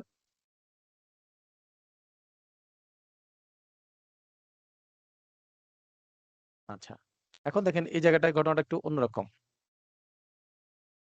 এখানে কি বলছে? 50,000 টাকা হচ্ছে মোবাইল ফোনের ভ্যালু, ভ্যাট এসডি সব সহ। তাহলে এটার মধ্যে প্রথমে কি বের করবো? এখান থেকে প্রথমে আমরা ভ্যাটটা মাইনাস করবো, কারণ আমরা শিখেছি যে এসডি সহ মূল্যের উপর ভ্যাট হয়। তাহলে প্রথমে এসডি হয়, এসডি সহ মূল্যের উপর তারপর ভ্যাট হয়। তাহলে পিছন দিক বিক্রয় মূল্য থেকে যদি আসি, তাহলে সেখান থেকে প্রথমে কি আসবে? ভ্যাট পড়বে, তারপর এসডি আসবে, রাইট? আর ক্রয় কস্টের সাথে যদি অ্যাড করি, তাহলে এর সাথে কি হবে? প্রথমে ভ্যালু অফ সাপ্লাইয়ের সাথে যোগ করলে প্রথমে আসবে, তারপর ভ্যাট আসবে। তাহলে আমরা কি করবো? এই যে 50,000 টাকা, এটা থেকে প্রথমে ভ্যাটটা বাদ দিব। ভ্যাটটা বাদ দেওয়ার পর যে অ্যামাউন্ট থাকবে, সেই অ্যামাউন্টের থেকে আবার এসডিটা বাদ দিব। এইভাবে ক্যালকুলেশন করতে, এসডি ভ্যাট ক্যালকুলেশন পরীক্ষা আসলে সেটা করতে হবে যে এই অ্যামাউন্টের উপর এসডি আছে, ভ্যাট আছে, তাহলে প্রথমে ভ্যাট মাইনাস হবে, তারপর এসডি মাইনাস হবে। আচ্ছা, আমাদের অ্যাকাউন্টিং এ আমরা কি ফেয়ার মার্কেট ভ্যালু এইটার সাথে আমরা পরিচিত আছি কিনা? অ্যাকাউন্টিং এ sir yes sir. Fair market value হচ্ছে যে নর্মাল বায়ার সেলার রিলেশনশিপের মাধ্যমে যদি কোনো লেনদেন হয় তো সেটাকে আমরা ফেয়ার মার্কেট ভ্যালু বলতে পারি, রাইট? কিন্তু যদি এমন হয় যে অ্যাসোসিয়েট বা পরিচিত কারোর সাথে হয় তো সেক্ষেত্রে কি হবে? আর্মস লেন্থ ট্রানজাকশন হয় না, সেক্ষেত্রে ভ্যালুটা মডিফাই হইতে পারে। আপনি এটা সঠিক ভ্যালু নাও থাকতে পারে, সেখানে কোনো ম্যানিপুলেশন হইতে পারে। সেই জন্য সেই জায়গায় কি করতে হয়? ভ্যালুটাকে যাচাই করতে হয়, ন্যায্য বাজার মূল্য, রাইট? ভ্যাট আইন সেরকম, যদি বলছে যদি কোনো অ্যাসোসিয়েট এন্টিটির কাছে কি করে কেউ কোনো সাপ্লাই দেয় তাহলে সেক্ষেত্রে ফেয়ার মার্কেট ভ্যালু জাজমেন্টের করার ইস্যুস আছে।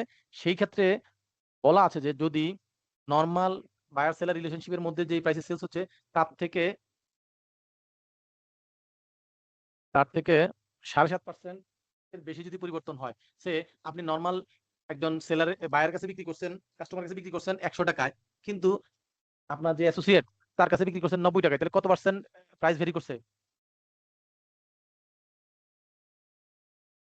নর্মাল কাস্টমার কাছে 100 টাকা বিক্রি করছেন, আর আপনার যে অ্যাসোসিয়েট আছে, সিস্টার কনসার্ন আছে, সেখানে আপনি 90 টাকা বিক্রি করছেন, তাহলে কত পার্সেন্ট ভ্যালু চেঞ্জ করছেন এখানে?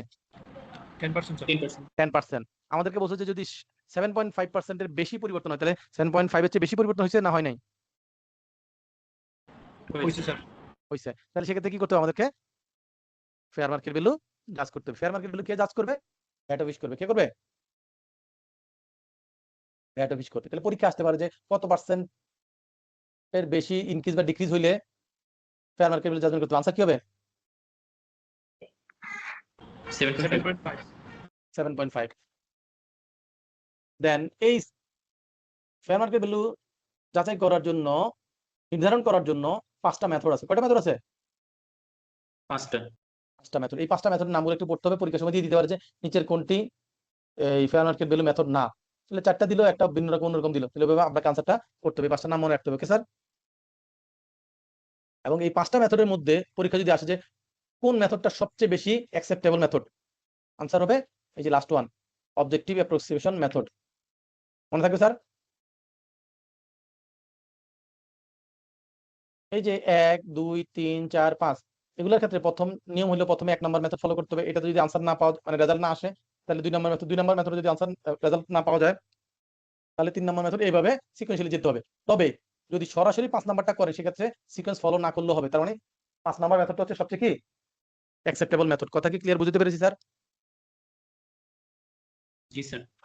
আর এই 5 নাম্বার মেথডটা কিভাবে কাজ করে, এটা হচ্ছে বলছে যে এই নরমাল বায়ার সেলার রিলেশনশিপে যদি কোনো সেলস থাকে বিগত 90 দিনের, কত দিনের পিছনের 90 দিনের মধ্যে যে সেলস হয়েছে তার মধ্যে কমপক্ষে 3টা ম্যাক্সিমাম 7টা এরকম প্রাইস নিয়ে, মিনিমাম 3টা প্রাইস ম্যাক্সিমাম 7টা প্রাইস নিয়ে এর মধ্যে গড় করতে হবে। কি করতে হবে? এভারেজ করতে হবে। সে মনে করেন আপনি 5টা পাইছেন, তাহলে 5টার প্রাইসের যোগফল করলেন, তাকে 5 দিয়ে ভাগ করলেন, তাহলে একটা গড় পাইলেন, এই এভারেজ পাইলেন। এই এভারেজটা হচ্ছে কি হবে?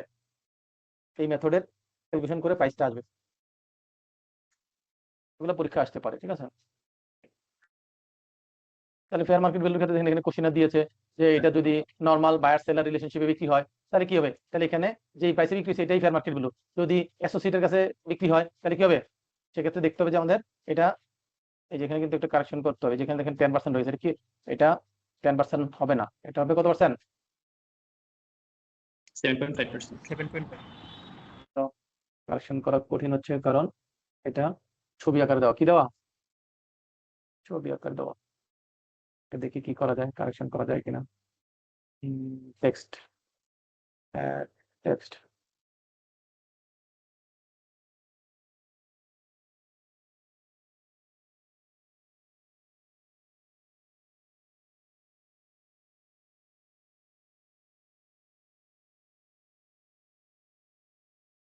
.5%।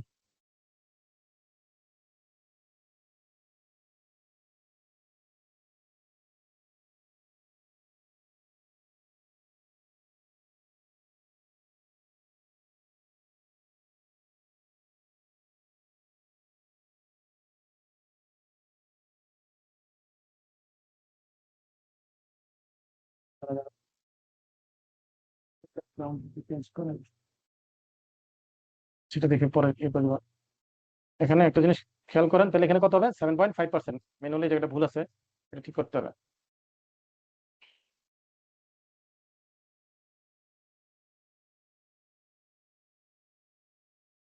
non-applicability of fair market value determination rule. Unit price of determined by any office or agencies of government for medicine and petroleum nature shall be deemed to be fair market value. এটা বলছে ব্যতিক্রম কার ক্ষেত্রে? এই medicine আর petroleum যেগুলা, এগুলোর ক্ষেত্রে এই method follow করে ফেয়ার মার্কেট ভ্যালু হবে না। কথা কি বুঝতে পারছি স্যার? সেটার ক্ষেত্রে কি হবে? যেমন মেডিসিনের ক্ষেত্রে এটা কে দেখাশোনা করে? ড্রাগ অ্যাডমিনিস্ট্রেশন, ঔষধ অধিদপ্তর, রাইট? ড্রাগ অ্যাডমিনিস্ট্রেশন দেখে এটা। এরপর পেট্রোলিয়ামের ক্ষেত্রে কি হয়? হলো বাংলাদেশ পেট্রোলিয়াম কর্পোরেশন, তাই না? এই জিনিসগুলা প্রাইসগুলা এগুলা এই দুইটার ক্ষেত্রে মেডিসিন আর পেট্রোলিয়ামের ক্ষেত্রে এটা এই মেথড অনুযায়ী ফেয়ার মার্কেট ভ্যালু জাজমেন্ট হবে না। পরীক্ষা আসতে পারে এগুলা। তারপর in case of supply of any goods or service, এখন যদি আপনি যে সাপ্লাইটা করছেন এটা নরমাল সেলস না, এটা আপনি টেন্ডারের মাধ্যমে সাপ্লাই দিচ্ছেন, ঠিক আছে? আপনি কি করছেন? টেন্ডার হয়েছে, টেন্ডারের মাধ্যমে আপনি সাপ্লাই দিচ্ছেন, তাহলে সেক্ষেত্রে টেন্ডারের মধ্যে সাপ্লাই দিলে ফেয়ার মার্কেট ভ্যালু জাজমেন্ট করার প্রয়োজন নাই। কথা কি ক্লিয়ার স্যার? এগুলা পরীক্ষার জন্য খুব ভালোভাবে পড়তে হবে, এগুলো পরীক্ষা আসবে। তারপর হচ্ছে এটা কি? এটা তো অলরেডি করা হয়েছে, determination value of supply without consideration. আচ্ছা, এটা হচ্ছে যে আপনি কারোর কাছে কোনো কিছু সাপ্লাই দিয়েছেন কিন্তু টাকার বিনিময়ে না, ফ্রি দিয়েছেন। এটা হলো যেমন ওষুধ কোম্পানিগুলো কি করে, ডাক্তারদেরকে ফ্রি স্যাম্পল দেয় না? জি স্যার। ওকে, তো এই ফ্রি স্যাম্পল বা আপনি আপনার কোনো কাস্টমারকে যদি কোনো ফ্রি স্যাম্পল দিয়ে থাকেন, তাহলে এই ফ্রি স্যাম্পলটা বছরে টোটাল 50,000 টাকার বেশি ফ্রি স্যাম্পল দিতে পারবেন না। কত টাকা বেশি? 50,000 টাকার বেশি দিয়ে যাবে না। ওকে, তাহলে এর বেশি দিলে কি হবে? সেটার উপর ভ্যাট দিয়ে তারপর আপনাকে সাপ্লাই দিতে হবে। কথা ক্লিয়ার? তাহলে 50,000 টাকা পর্যন্ত সাপ্লাই হলে সেটার জন্য কোনো কি ভ্যাট দেওয়া লাগবে না। এর বেশি যদি কোনো ফ্রি স্যাম্পল দেন তাহলে সেটার জন্য কি লাগবে? তাহলে দেখেন এখানে বলছে 80,000 টাকা সাপ্লাই দিচ্ছে, তাহলে 50,000 টাকা পর্যন্ত বাদ, তাহলে বাকি 30,000 টাকার উপর কি করতে হবে? ট্যাক্স হবে। ভ্যাট দিতে হবে, রাইট?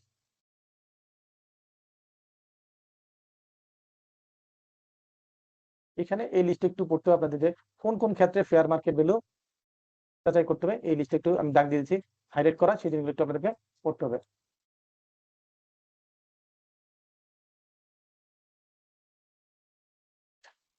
ফোর 4.3 এটা হচ্ছে ইনপুট আউটপুট কোএফিসিয়েন্ট। এই ইনপুট আউটপুট কোএফিসিয়েন্টটা হচ্ছে 4.3। এইটা আমরা জানি যে সেলস যদি কেউ গুডস সাপ্লাই করে, কি করে? গুডস সাপ্লাই করে, তাহলে তাকে 4.3 সাবমিট করতে হবে। এটা সার্ভিসের জন্য লাগে না, এটা গুডসের ক্ষেত্রে 4.3 সাবমিট করতে হয়। এটা হচ্ছে এই যে 4.3 এর ফরম্যাট। এই যেখানে এটা মেজর দুইটা পার্ট, কয়টা পার্ট? মেজর দুইটা পার্ট। একটা পার্ট হচ্ছে এই যে আমি যে একটু দাগ দিব এই অংশটুকু, যে দেখেন এইটুকু হচ্ছে একটা পার্ট। এখানে হচ্ছে ইনপুট উপকরণ হিসেবে সে কি কি ব্যবহার করেছে সেটা ডিটেইলস হচ্ছে এখানে। আর উপকরণ ছাড়া যত খরচ আছে, উপকরণ ছাড়া একটা প্রোডাক্টের জন্য যত খরচ আছে সবগুলো কোথায় উল্লেখ করবে? এখানে। তো উপকরণ ছাড়া যত খরচ সবগুলোকে বলে প্রফিট সহ, সবগুলোকে বলে মূল্য সংযোজন। কি বলে? ভ্যালু এডিশন, মূল্য সংযোজন। তাহলে উপকরণও একটা ভ্যালু এডিশন, তবে এটাকে উপকরণ হিসেবে আলাদা করে চিহ্নিত করতেছে, আর রিমেনিং টুকুকে বলতেছে যে বাকি মূল্য সংযোজন। এই ইনপুটটাকে তাহলে আলাদা করার কারণ কি? কারণ ইনপুট হিসেবে যেগুলো আসবে সেগুলোর জন্য আমরা কি পাবো? ইনপুট ট্যাক্স রিবেট পাবো, রাইট? 4.3 তে আমরা ইনপুট হিসেবে যেগুলোকে ডিক্লেয়ার করব সেগুলোর এগেইনস্টে কেনার সময় যে পরিমাণ আমরা ভ্যাট দিয়ে আসবো, ইনপুট ভ্যাট, সেই ভ্যাটটা আমরা সেলসের ভ্যাটের এগেইনস্টে রিবেট নিতে পারবো। কথা কি ক্লিয়ার? এখান থেকে আরেকটা কোশ্চেন আসতে পারে যে এই যে 4.3 যে আপনি সাবমিট করবেন, এটা কাকে করতে হবে? এটা হচ্ছে যারা গুড সাপ্লাই করে তাদের করতে হবে। আর কাদের ক্ষেত্রে এক্সাম্পশন আছে? গুড সাপ্লাই করে কিন্তু এক্সাম্পশন আছে, সেটা হলো যারা 100% এক্সপোর্ট ওরিয়েন্টেড প্রতিষ্ঠান। কি? যারা 100% এক্সপোর্ট ওরিয়েন্টেড ইন্ডাস্ট্রি, তাদের ক্ষেত্রে বলছে যে 4.3 সাবমিট করতে হবে না। এখন 4.3 আপনি সাবমিট করেছেন, তাহলে কি পরিবর্তন হইলে আপনাকে আবার নতুন করে 4.3 দিতে হবে? সেটা বলেছে যদি এখানে এটা বাদ যাবে, যেটা মোট পণ্য মূল্যটা থাকবে না, এটা হচ্ছে মোট উপকরণ। এটা হচ্ছে মোট উপকরণ মানে টোটাল ইনপুট অথবা র মেটেরিয়ালস। এই দুইটার কোনোটা যদি 7.5% বেশি পরিবর্তন হয়, বেড়ে যায় বা কমে যায়, তাহলে নতুন করে 4.3 দিতে হবে। এটা মনে রাখতে হবে, কত পার্সেন্টের বেশি হইলে এবং কোনটা এটা খেয়াল রাখতে হবে। এখানে উপকরণ আর হচ্ছে কাঁচা মালের মূল্য, তার মানে ইনপুট এবং র মেটেরিয়ালস। আর কখন এটা সাবমিট করতে হবে? এটা হচ্ছে বিক্রির পূর্বে, যখন আপনি সেলস করবেন, সেলস অথবা প্রোডাকশনের পূর্বে আপনাকে কি করতে হবে? সাবমিট করতে হবে। কিন্তু এখানে এই যে এটা যেটা আছে এটা ভুল আছে, এটা ম্যানুয়ালি ভুল আছে। তো ঠিক আছে, এটা ম্যানুয়ালি ভুল আছে অন্য কারণে। এটা হলো গভর্নমেন্টের যেই ফরম্যাটটা, ওই ফরম্যাটের মধ্যে এটা এখনো এভাবেই রয়েছে। এটা এখনো কারেকশন করে নাই, যার কারণে এখানে রয়ে গেছে। কিন্তু আসলে এটা আইনে চেঞ্জ করে এটাকে বলছে কি কি, এটা যখন আপনি কোনো প্রোডাকশন বা সেলস করবেন তার আগে আপনাকে সাবমিট করতে হবে। এই 15 দিনের বিধানটা নাই এখন, ঠিক আছে? এটা ভুল আছে এটা।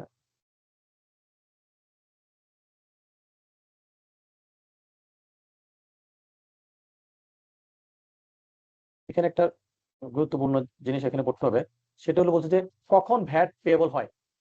মনে রাখতে হবে যে ভ্যাট পেয়েবল হয় 4টা ঘটনার মধ্যে যেই ঘটনাটা আগে ঘটবে তখন ভ্যাট পেয়েবল হয়। কোন 4টা ঘটনা সেগুলো একটু মনে রাখতে হবে। এই যে দেখেন নিচে এখানে কালার করা আছে,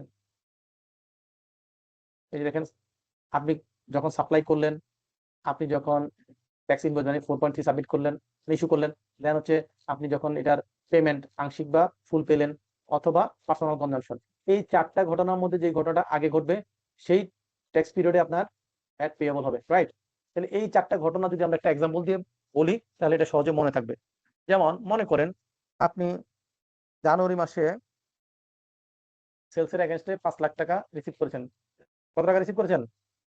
5 লাখ। মনে করেন আপনি 100% অ্যাডভান্স না দিলে আপনি অর্ডার কনফার্ম করেন না, সে আপনাকে 5 লাখ টাকা দিল, তাহলে আপনি 5 লক্ষ টাকা রিসিভ করলেন হচ্ছে জানুয়ারির 5 তারিখে।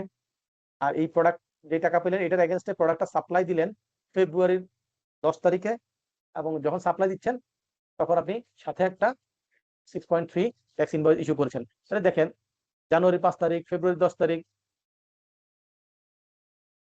এই দুইটা এখন ডেটটা মনে হয় একটা যদি আমরা চেঞ্জ করে দিই, সে ট্যাক্স ইনভয়েসটা আপনি ফেব্রুয়ারি 11 তারিখ করছেন, তাহলে জানুয়ারি 5 তারিখ, ফেব্রুয়ারি 10 তারিখ, ফেব্রুয়ারি 11 তারিখ, এই 3টা ডেটের মধ্যে কোন ডেটটা আগে স্যার?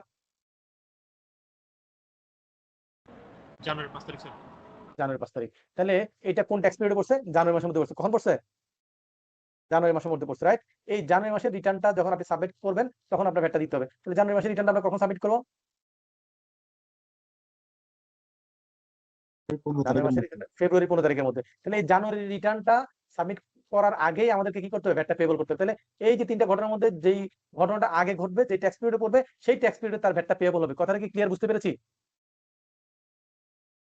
Yes.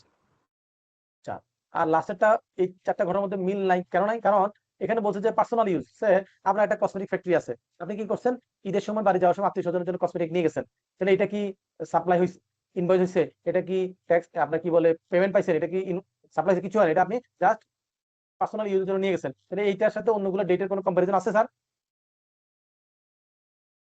নাই। তাহলে এটা আপনি যখন পার্সোনাল ইউজের জন্য নিয়ে গেলেন, যেই ট্যাক্স পিরিয়ড নিয়ে গেলেন, মনে করেন যদি মার্চ মাসে নিয়ে যান, তাহলে মার্চের ট্যাক্সের রিটার্ন জমা দেওয়ার আগে আপনাকে কি করতে হবে?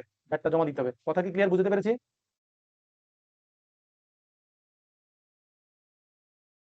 Yes, sir.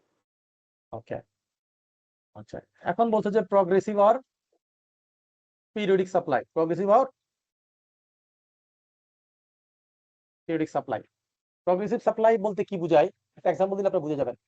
আর পিরিয়ডিক বলতে কি বোঝায়? আপনাদের বাসায় কি এই ইলেকট্রিসিটি কানেকশন নাই, এরকম কেউ আছেন স্যার? শুনতেছেন মেবি আমার নাই কথা? স্যার। এইটুক বলতে এত কষ্ট? মেবি নাই। ওকে, তাহলে না সবার স্যার, বাসায় আছে। কনফার্ম হওয়ার জন্য এতক্ষণ ওয়েট করলাম যে কেউ আবার বলতেও পারে যে আমার বাসায় ইলেকট্রিসিটি নাই। এখন যদি সবাই আপনার মতো অপেক্ষা করতে থাকে তাহলে তো আর কেউ আনসার দিবে না। হ্যাঁ, তাহলে গ্যাস কানেকশন, পানির কানেকশন থাকতে পারে, বিদ্যুৎ কানেকশন থাকতে পারে, রাইট? এই যে বলেন, এই যে আপনার বাসায় যে পানির কানেকশন থাকলো, ওয়াসার পানি, হ্যাঁ, এই পানি কি একটা নির্দিষ্ট সময় পর পর আসে না কন্টিনিউয়াস পানি আপনার বাসায় আপনি পান? Continuously পাই। কন্টিনিউয়াসলি পাই। গ্যাসের ক্ষেত্রেও সেম, ইলেকট্রিসিটির ক্ষেত্রেও সেম, রাইট? জি স্যার। তাহলে যেসব সাপ্লাইটা কোনো ধরনের ব্রেক না হয়ে, কোনো ইন্টারভেল না হয়ে কন্টিনিউয়াস আমরা পাই, সেটাকে বলে প্রগ্রেসিভ সাপ্লাই। সেটাকে কি বলে? Progressive supply. আচ্ছা, আর প্রগ্রেসিভ সাপ্লাই। যেসব সাপ্লাই গুলো একটা নির্দিষ্ট ইন্টারভেলে আমরা পাই সেগুলোকে বলে পিরিয়ডিক্যাল সাপ্লাই, ঠিক আছে? যেমন আপনার অফিসে যদি এমন হয় যে প্রত্যেক মঙ্গলবার, প্রত্যেক সপ্তাহে মঙ্গলবার কি করে আপনার যারা ভেন্ডর আছে, সে প্রত্যেক সপ্তাহে মঙ্গলবার এসে স্টেশনে সাপ্লাই দিয়ে যায়, তাহলে সে কি, তার পিরিয়ডিক সাপ্লাই হচ্ছে কখন কখন? সে আপনাকে প্রত্যেক মঙ্গলবার দিচ্ছে। প্রতি মঙ্গলবার। এখন এখানে যেখানে একটা ইন্টারভেল একটা সময় পর পর দিচ্ছে, সেগুলোর ক্ষেত্রে যখন, তাহলে এটার ক্ষেত্রে ভ্যাটটা কখন হবে? প্রগ্রেসিভ সাপ্লাইয়ের ক্ষেত্রে কখন ভ্যাটটা হবে? এটা হলো ইস্যুস। যে আপনি তো কন্টিনিউয়াস গ্যাস পাচ্ছেন, আপনাকে তো বলছে যে যখনই সাপ্লাই হবে তখনই ভ্যাট, তাহলে আপনার তো সাপ্লাই আপনি প্রতি সেকেন্ডে পাচ্ছেন, তাহলে প্রতি সেকেন্ডে কি আপনি ভ্যাট জমা দিবেন স্যার? না স্যার। তাহলে না সেক্ষেত্রে স্যার। বলছে যে এই প্রগ্রেসিভ বা পিরিয়ডিক্যাল যে সাপ্লাই সেগুলোর ক্ষেত্রে যখন ইনভয়েস করা হয়, যখন কি ইনভয়েস করা ইনভয়েস করা হয় তখন, এবং সেগুলোর ক্ষেত্রে বলছে যে যেমন ওয়াটার, গ্যাস, ফুয়েল এবং ইলেকট্রিসিটি, এগুলোর ক্ষেত্রে বলছে যে ইনভয়েস যেদিন করবে সেই দিন থেকে 90 দিনের মধ্যে ভ্যাটটা পেয়েবল হবে। কতদিনের মধ্যে? 90 দিনের মধ্যে। 90 days। ইনভয়েসের ডেট থেকে 90 দিন। কিন্তু এর আগে আমরা কি শিখছিলাম? তিনটা ঘটনার মধ্যে যেটা আগে ঘটবে। কিন্তু এখানে কি শিখতেছি? এখানে হচ্ছে ওইটার মতো, এই যে এখানে তিনটা ঘটনা দেওয়া আছে। কয়টা ঘটনা দেওয়া আছে? এই তিনটা ঘটনার মধ্যে যেটা আগে ঘটবে তখন কি কি ঘটনা, যেগুলো প্রগ্রেসিভ আর পিরিয়ডিক্যাল ক্ষেত্রে যখন সেপারেট ইনভয়েস করা হয়। যেমন আপনার পানি বিল, গ্যাস বিল কি কখন বিল করা হয়? মান্থ এন্ডে করা হয়, রাইট? জি স্যার। তারপর এই যে আপনার যে পিরিয়ডিক সাপ্লাই দিল, স্টেশনে সাপ্লাই দিল প্রত্যেক মঙ্গলবার, তাহলে সে প্রত্যেক মঙ্গলবার দিল, সে আপনাকে ইনভয়েস দেয় কি মাসে একবার, রাইট? সাপ্লাইটা সে প্রতি মঙ্গলবার দিচ্ছে, কিন্তু ইনভয়েসটা কখন দিচ্ছে? Periodic- মাস Month end শেষে একবার। মান্থ এন্ডে একবার দিচ্ছে। তাহলে যখন সে ইনভয়েসটা দিচ্ছে, সেপারেট ইনভয়েস ইস্যু করছে সেটা, অথবা যখন সে টাকা রিসিভ করতেছে, কি যখন সে এটার এগেইনস্টে পেমেন্ট পাচ্ছে, অথবা the price against series of supplies becomes payable, যখন আপনার এই যে সিরিজ অফ সাপ্লাইয়ের এগেইনস্টে পেমেন্ট কি হয়, প্রাইসটা পেয়েবল হয়। এই তিনটা ঘটনার মধ্যে যেটা আগে ঘটবে তখন আপনার ভ্যাটটা পেয়েবল হবে। এটা হলো বলেছে প্রগ্রেসিভ এবং পিরিয়ডিক সাপ্লাইয়ের ক্ষেত্রে। তবে এই কয়টা আইটেমের ক্ষেত্রে দেখেন কি কি, ওয়াটার, গ্যাস, ফুয়েল আর ইলেকট্রিসিটি, এগুলোর ক্ষেত্রে কি হওয়ার কথা? হওয়ার কথা হচ্ছে এই তিনটার মধ্যে যেটা আগে ঘটবে তখন ভ্যাটটা পেয়েবল হবে। কিন্তু পানি, গ্যাস, ফুয়েল এবং ইলেকট্রিসিটি, এই চারটার ক্ষেত্রে বলছে যে ইনভয়েস ডেট থেকে 90 দিনের মধ্যে ভ্যাটটা পেয়েবল হবে। তাহলে এটা ব্যতিক্রম, এটা কি? তাহলে প্রগ্রেসিভ সাপ্লাইয়ের ক্ষেত্রে হচ্ছে এই তিনটার মধ্যে যেটা আগে ঘটবে, আর অন্যান্যগুলোর ক্ষেত্রে নরমালি এই চারটার মধ্যে যেটা আগে ঘটবে। আর ব্যতিক্রম হচ্ছে পানি, গ্যাস, ফুয়েল এবং ইলেকট্রিসিটি, এগুলোর ক্ষেত্রে হচ্ছে ইনভয়েস ডেট থেকে 90 দিনের মধ্যে। এইটুকু আমাদেরকে বুঝতে হবে। এখন আমরা একটা ব্রেকে যাব 20 মিনিটসের, দেন আমরা এসে জয়েন করবো। Okay sir? এখন বাজে কত? 8:25। 20 মিনিট পর হলে 8:45 আমরা কি করবো? জয়েন করবো।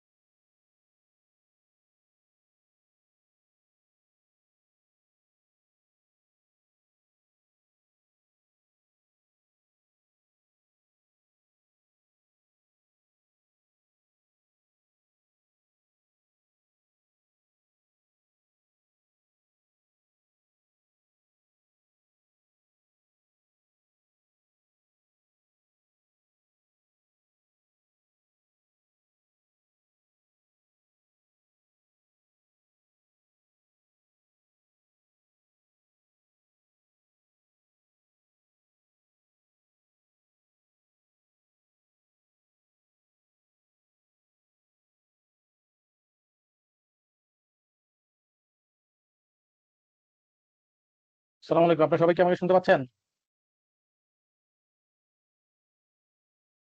হ্যালো?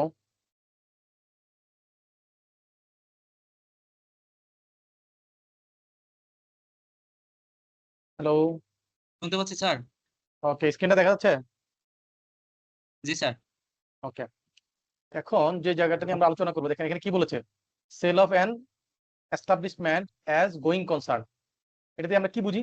এটা হচ্ছে একটা রানিং বিজনেস। আপনার কোনো একটা ব্যবসা আছে, সেই বিজনেসটা যদি আপনি বিক্রি করে দেন, মনে করেন আপনার একটা ফ্যাক্টরি আছে, ফ্যাক্টরিটা আপনি অন্য কারো কাছে বিক্রি করবেন, সেই ক্ষেত্রে আমরা তো জানি যে কোনো কিছু বিক্রি করলে সেটার উপর কি হবে? সাপ্লাই করলে ভ্যাট হবে না স্যার? অবশ্যই হবে। তাহলে এই যে আপনি যখন আপনার এই ফ্যাক্টরিটা বিক্রি করছেন, তাহলে এটার উপর ভ্যাট হওয়ার কথা। কিন্তু বলছে যদি এটা গোয়িং কনসার্ন হিসেবে বিক্রি করেন। গোয়িং কনসার্ন বলতে আমরা কি বুঝি অ্যাকাউন্টিং এর ভাষায়, মনে আছে কিনা স্যার? গোয়িং কনসার্ন বলতে কি বুঝি? চলমান প্রতিষ্ঠান ধারণা।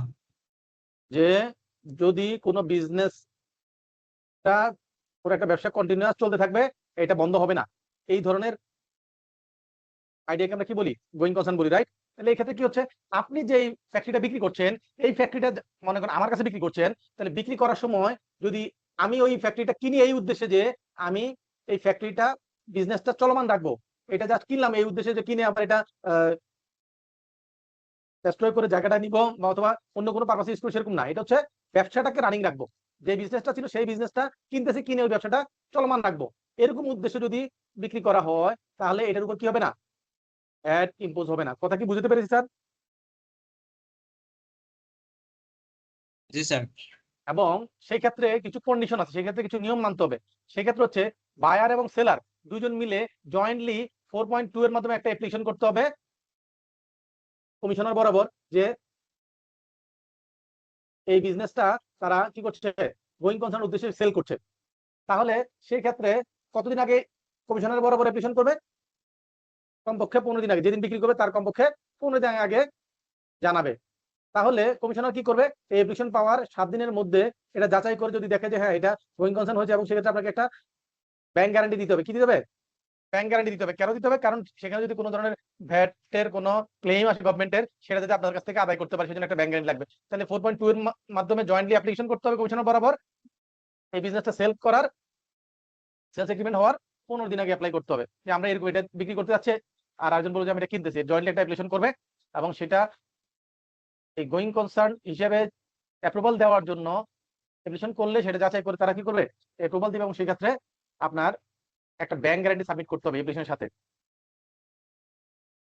সেই ক্ষেত্রে এই ধরনের যদি গোয়িং কনসার্ন সেল হয় বিজনেসটা, তাহলে সেই ক্ষেত্রে সেলারের কিছু কি আছে, বিক্রেতার কিছু দায় দায়িত্ব আছে। কি দায়িত্ব আছে? সে কি করবে, যিনি পারচেজার তার কাছে এই নিচের ডকুমেন্ট গুলো প্রোভাইড করবে। যেহেতু সে বিজনেসটা চলমান রাখবে উদ্দেশ্যে কিনছে, তাহলে ওই বিজনেসের আগের যত ইনফরমেশন আছে, তারপর ফিনান্সিয়াল স্টেটমেন্ট আছে, অ্যাসেটের লিস্ট আছে, যত লায়াবিলিটি লিস্ট আছে, দেন হচ্ছে কোনো মামলা যদি পেন্ডিং থাকে সেগুলো লিস্ট, সেগুলো ডকুমেন্টস, এবং রেজিস্ট্রেশন রিলেটেড, লাইসেন্স রিলেটেড অথবা বিজনেস রিলেটেড যদি কোনো ইনফরমেশন থাকে সেগুলো কি করবে, পারচেজারের কাছে প্রোভাইড করবে। কারণ সে বিজনেসটা কন্টিনিউশন রাখবে, তার কন্ডিশন রাখতে গেলে তার এই ডকুমেন্টগুলো লাগবে, এই জন্য এই ডকুমেন্টগুলো তাকে অবশ্যই সেলার কি করতে হবে, প্রোভাইড করতে হবে। আচ্ছা, এখন বলুন তো আমরা কি কখনো আমাদের মোবাইলে কখনো ফ্লেক্সি করেছি স্যার কেউ? জি স্যার। ওকে, মনে করেন আপনি একটা আপনার বাসার সামনে একটা দোকানে গেলেন, সেখান থেকে আপনি বলছেন যে আপনার মোবাইলে 500 টাকা ফ্লেক্সি করতে, তাহলে আপনি 500 টাকা ফ্লেক্সি করতে বললে 500 টাকা প্লাস হাতে ভ্যাট নেয় না আপনার কাছে শুধু 500 টাকাই নেয়? শুধু 500 টাকায় নেয় স্যার।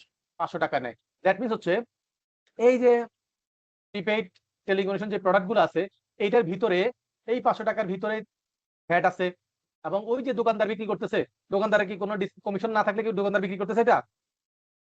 না স্যার। তাহলে এই 500 টাকা জিনিসটা দোকানদার যেই ডিসকাউন্টটা পাবে বা কমিশনটা পাবে, এই 500 টাকার মধ্যে ওই দোকানদারের ডিসকাউন্ট, আপনার এই সেলসের উপর যে ভ্যাট, সবকিছু এই 500 টাকার মধ্যেই আছে। সবকিছু কিসের মধ্যে আছে? এই 500 টাকার মধ্যেই। 500 টাকার মধ্যেই আছে। তাহলে এটার ক্ষেত্রে আলাদা করে ভ্যাট হবে না। আচ্ছা, তারপরে বলছে যে যদি আপনি কি করেন, এমপ্লয়িকে যদি তার স্যালারি না দিয়ে, টাকায় পেমেন্ট না করে তাকে যদি কোনো বেনিফিট ইন কাইন্ড দেন, যেমন আপনি তাকে টাকা দিচ্ছেন না, টাকা না দিয়ে আপনি তাকে মনে করেন কোম্পানি কোনো প্রোডাক্ট দিলেন অথবা কোনো একটা গুডস দিলেন, যেটা দিয়ে আপনি তাকে পরিশোধ করছেন বেনিফিটটা, সেই ক্ষেত্রে গুডসটা বা যেটা আপনি তাকে প্রোভাইড করছেন সেটা কত টাকা ভ্যালু, এটা তো আর নির্ধারণ করা যাচ্ছে না। তাহলে সেক্ষেত্রে ফেয়ার মার্কেট ভ্যালু যাচাই করতে হবে, এবং সেই ফেয়ার মার্কেট ভ্যালুর উপর হিসাব করে এটার উপর ভ্যাটটা দিতে হবে। এখানে দেখেন বলছে lay by sale. Lay by sale বলতে আমরা কি বুঝি? এটা হচ্ছে আমরা যখন কোনো, যেমন বাংলাদেশে আপনার কি আছে, এলজি বাটারফ্লাই আছে না, এলজি কি করে তাদের প্রোডাক্ট গুলো বিক্রি করার ক্ষেত্রে, এবং এটা দেখা দেখি এখন অন্যরাও করে অনেকে, যে এটা ইনস্টলমেন্ট আকারে একটা প্রোডাক্ট আপনি কিনতে পারেন, সেটা পেমেন্টটা করবেন ইনস্টলমেন্ট আকারে, তাহলে ইএমআই সিস্টেমে, রাইট? ইএমআই সিস্টেমে অথবা হায়ার পারচেজ সিস্টেমে যদি কোনো সেল হয় সেটাকে বলে লে বাই সেলস। কথা কি বুঝতে পারছি স্যার? জি স্যার। তো ইএমআই সিস্টেমে মনে করেন আপনি একটা ফ্রিজ কিনলেন 1,20,000 টাকা দাম, 12টা ইনস্টলমেন্টে দিবেন, তাহলে প্রতি ইনস্টলমেন্টে কত টাকা পেমেন্ট করবেন? 1,20,000 টাকা যদি পরিশোধ করেন প্রতি ইনস্টলমেন্টে, 12টা ইনস্টলমেন্টে দেন, তাহলে প্রতি স্যার, ইনস্টলমেন্টে কত টাকা আসবে? 10,000 টাকা স্যার। 10,000 টাকা। তাহলে এই যে 1,20,000 টাকার উপর এই যে ফ্রিজটা যে বিক্রি হলো, এটার উপর ভ্যাটটা কিভাবে ক্যালকুলেশন হবে? দেখি 1,20,000 টাকার উপর একসাথে প্রথমে ভ্যাট হবে, নাকি প্রত্যেকটা ইনস্টলমেন্টের জন্য আলাদা আলাদা করে ভ্যাট হবে? আনসার কি হবে? আনসারটা দেখেন এই যে হাইলাইট করা আছে, এই যে পেয়েবল হয় পেমেন্টস ফর সাস, তাহলে ওই প্রত্যেকটা ইনস্টলমেন্ট যখন পেমেন্টটা হচ্ছে, এটার জন্য যে ইনভয়েস হচ্ছে, প্রত্যেকটা ইনস্টলমেন্টে যে ইনভয়েস হচ্ছে, সেই তখন এটা পেয়েবল হচ্ছে, টোটালটা একসাথে হচ্ছে না। কথা কি বুঝতে পারছি স্যার? জি স্যার। ওকে, এখন বলছে treatment of cancel transaction. Cancel transaction মানে কি? আপনি সেলস করছেন, সেলসটা কি হয়েছে? মানে 10 লাখ টাকা সেলস করছেন, 10 লাখ টাকা প্লাস ভ্যাট, তাহলে কত হলো? 10 লাখ প্লাস 1,50,000, তাহলে কত হলো? 11,50,000 টাকা আপনি টোটাল সেলস হলো ভ্যাট সহ মূল্য, রাইট? এখন যদি সেখান থেকে 2 লাখ টাকা সেলস রিটার্ন আসে, তাহলে সেটার জন্য আপনার কি করণীয় আছে বলেন তো? ট্রিটমেন্ট কি হবে? আমরা সেকেন্ড ক্লাসে পড়েছি, প্রথম ক্লাসে পড়েছিলাম ডেফিনিশন পড়ার সময়, ওই ইনক্রিজিং অ্যাডজাস্টমেন্ট, ডিক্রিজিং অ্যাডজাস্টমেন্ট, মনে আছে কিনা স্যার? জি স্যার। সেলস রিটার্ন হলে কি হবে? সেলস কমে যাবে, রাইট? আর সেলস sir. করলে ভ্যাট বাড়বে না ডিক্রিজিং কমবে? অ্যাডজাস্টমেন্ট। ভ্যাট কমবে, তাহলে সেক্ষেত্রে ডিক্রিজিং অ্যাডজাস্টমেন্ট। তাহলে ট্রিটমেন্টটা কি হবে? ডিক্রিজিং অ্যাডজাস্টমেন্ট হবে। কথা কি ক্লিয়ার বুঝতে পেরেছি? জি স্যার। ওকে, এখন বলছে যে sale of property in satisfaction of ডেপ্ট, তার মানে কি? আপনার কোনো একটা অ্যাসেট বন্ধক রেখে আপনি কারো কাছ থেকে লোন নিয়েছেন, রাইট? আপনার অ্যাসেট বন্ধক রেখে, মনে করেন আপনি জমি বন্ধক রেখে ব্যাংক থেকে লোন নিছেন, তাহলে কি হবে? যদি লোনের টাকা পরিশোধ করতে না পারেন, ব্যাংক কি করবে? আপনার জমিটা বিক্রি করে ওই লোনের টাকা আদায় করবে নাকি? জি স্যার। তাহলে যিনি বিক্রেতা তিনি ভ্যাটটা পরিশোধ করবেন। এখন এই যে জমিটা বিক্রি হইলো, এটা মালিক কে? ব্যাংক না আপনি? স্যার আমি। আর আমি আমি। কিন্তু বিক্রি করছে কে? ব্যাংক। ব্যাংক। ব্যাংক। তো সেক্ষেত্রে বলছে যে যিনি এই এই টাকা বিক্রি করে টাকাটা আদায় করছেন, মানে এখানে যিনি ডেটর, তাহলে সে কি করবে? সে পাওনাদার কি করবে? এই অ্যাসেটটা বিক্রি করে যে টাকা আসবে, সেই টাকার উপর যে ভ্যাট অ্যাপ্লিকেবল, সেই ভ্যাটটা গভর্নমেন্টকে দিবে। তারপর গভর্নমেন্টের কোনো ডিউস থাকে সেটা দিয়ে সে বাকি টাকা থেকে নিজের টাকাটা অ্যাডজাস্ট করে। তার মানে সেলসের উপর যে ভ্যাটটা, এটা কে দিবে? এটা ব্যাংকের দায়িত্ব হচ্ছে সেলসের উপর বিক্রি করে যে টাকাটা, সেই সেলসের কালেকশন থেকে ওইখান থেকে ভ্যাটের অংশটুকু গভর্নমেন্টকে দিয়ে দেওয়া। কথা কি বুঝতে পারছি স্যার? জি স্যার। তাহলে এটা ব্যাংক কি করবে? ব্যাংক অ্যাসেটটা হচ্ছে- বিক্রি করে যে টাকা আসবে সেখান থেকে ভ্যাটের অংশটুকু গভর্নমেন্টকে দিয়ে দিবে, রাইট? স্যার। এই যে এটা এখানে বলেছে। এরপর সেই ক্ষেত্রে তারপর যে ব্যালেন্স থাকবে সেখান থেকে সে তার পাওনা টাকা অ্যাডজাস্ট করতে পারবে। আচ্ছা, প্রথম ক্লাসে আমরা শিখেছিলাম সেকেন্ড হ্যান্ড গুডস, মনে আছে স্যার? ডেফিনিশনে যে সেকেন্ড হ্যান্ড গুডস বলতে আমরা যা বুঝি তাই এখানে বলা আছে, তবে ব্যতিক্রম হচ্ছে যে কিছু মেটাল এবং কিছু কি পাথর, যেগুলাকে সেকেন্ড হ্যান্ড গুডস বলে না। যেমন মেটালের মধ্যে কি আছে? গোল্ড, সিলভার, তাই না? প্লাটিনাম, এগুলা। আর দামি মেটাল, আর হচ্ছে কিছু দামি পাথর। পাথরের মধ্যে কি বলতে কি বুঝি? পাথর কোনগুলা? ডায়মন্ড, রুবি, তাই না? তারপর এগুলা। তাহলে এগুলো কখনো সেকেন্ড হ্যান্ড হবে না, এগুলো কখনোই সেকেন্ড হ্যান্ড হবে না। 10,000 বার সেল হইলো একই, সবগুলো ফার্স্ট হ্যান্ড থাকবে। পরীক্ষা যদি আসে যে এই জিনিস সে এর কাছ থেকে কিনছিল তারপরে এর কাছে বিক্রি করছে, তাহলে এটার উপর ভ্যাটের ইমপ্লিকেশন কি হবে? এটা সেকেন্ড হ্যান্ড গুডস হবে কিনা? আনসার কি হবে? যদি এটা গুডস হয় তাহলে কি, মনে করে এটা গোল্ড হইলো, স্বর্ণ, যে অমুকের কাছ থেকে বিক্রি করতে অমুকের কাছে বিক্রি করছে, তাহলে এটা কি সেকেন্ড হ্যান্ড হচ্ছে না হয় নাই? হয় নাই স্যার। হয় নাই, রাইট। স্যার হয় নাই। আর যদি সেকেন্ড হ্যান্ড গুডস হিসেবে কনসিডার হয়, তাহলে ওই সেকেন্ড হ্যান্ড গুডসটা কেনার সময় আপনি যদি ভ্যাট দিয়ে থাকেন, এই সেকেন্ড গুডস যখন বিক্রি করবেন, তাহলে ওই কেনার সময় ভ্যাটটা ডিক্রিজিং অ্যাডজাস্টমেন্ট নিতে পারেন। কি নিতে পারবেন? Decreasing adjustment. ডিক্রিজিং অ্যাডজাস্টমেন্ট নিতে পারবেন।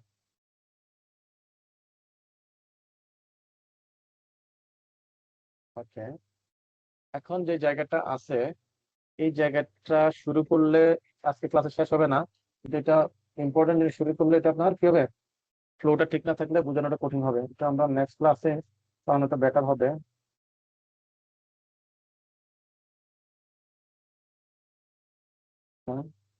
এখানে আমরা যেটা করব, এই অংশটুকু নেট পেয়েবল ভ্যাট, যেটা যে net payable VAT plus input tax credit, এগুলো আমরা আগামী ক্লাসে করবো, কারণ এটা একটা লেন্দি হবে এবং এটা ইম্পর্টেন্ট একটা পার্ট। সেটা আমরা এখন শুরু করলে কি হবে? সেটা শেষ হবে না, সেটা বুঝতে পরে সমস্যা হবে। এর মধ্যে আমরা কোন অংশটুকু করতে পারি?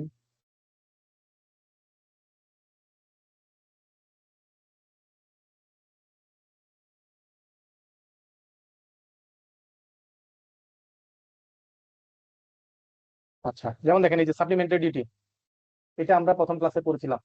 কি বলেছিলাম?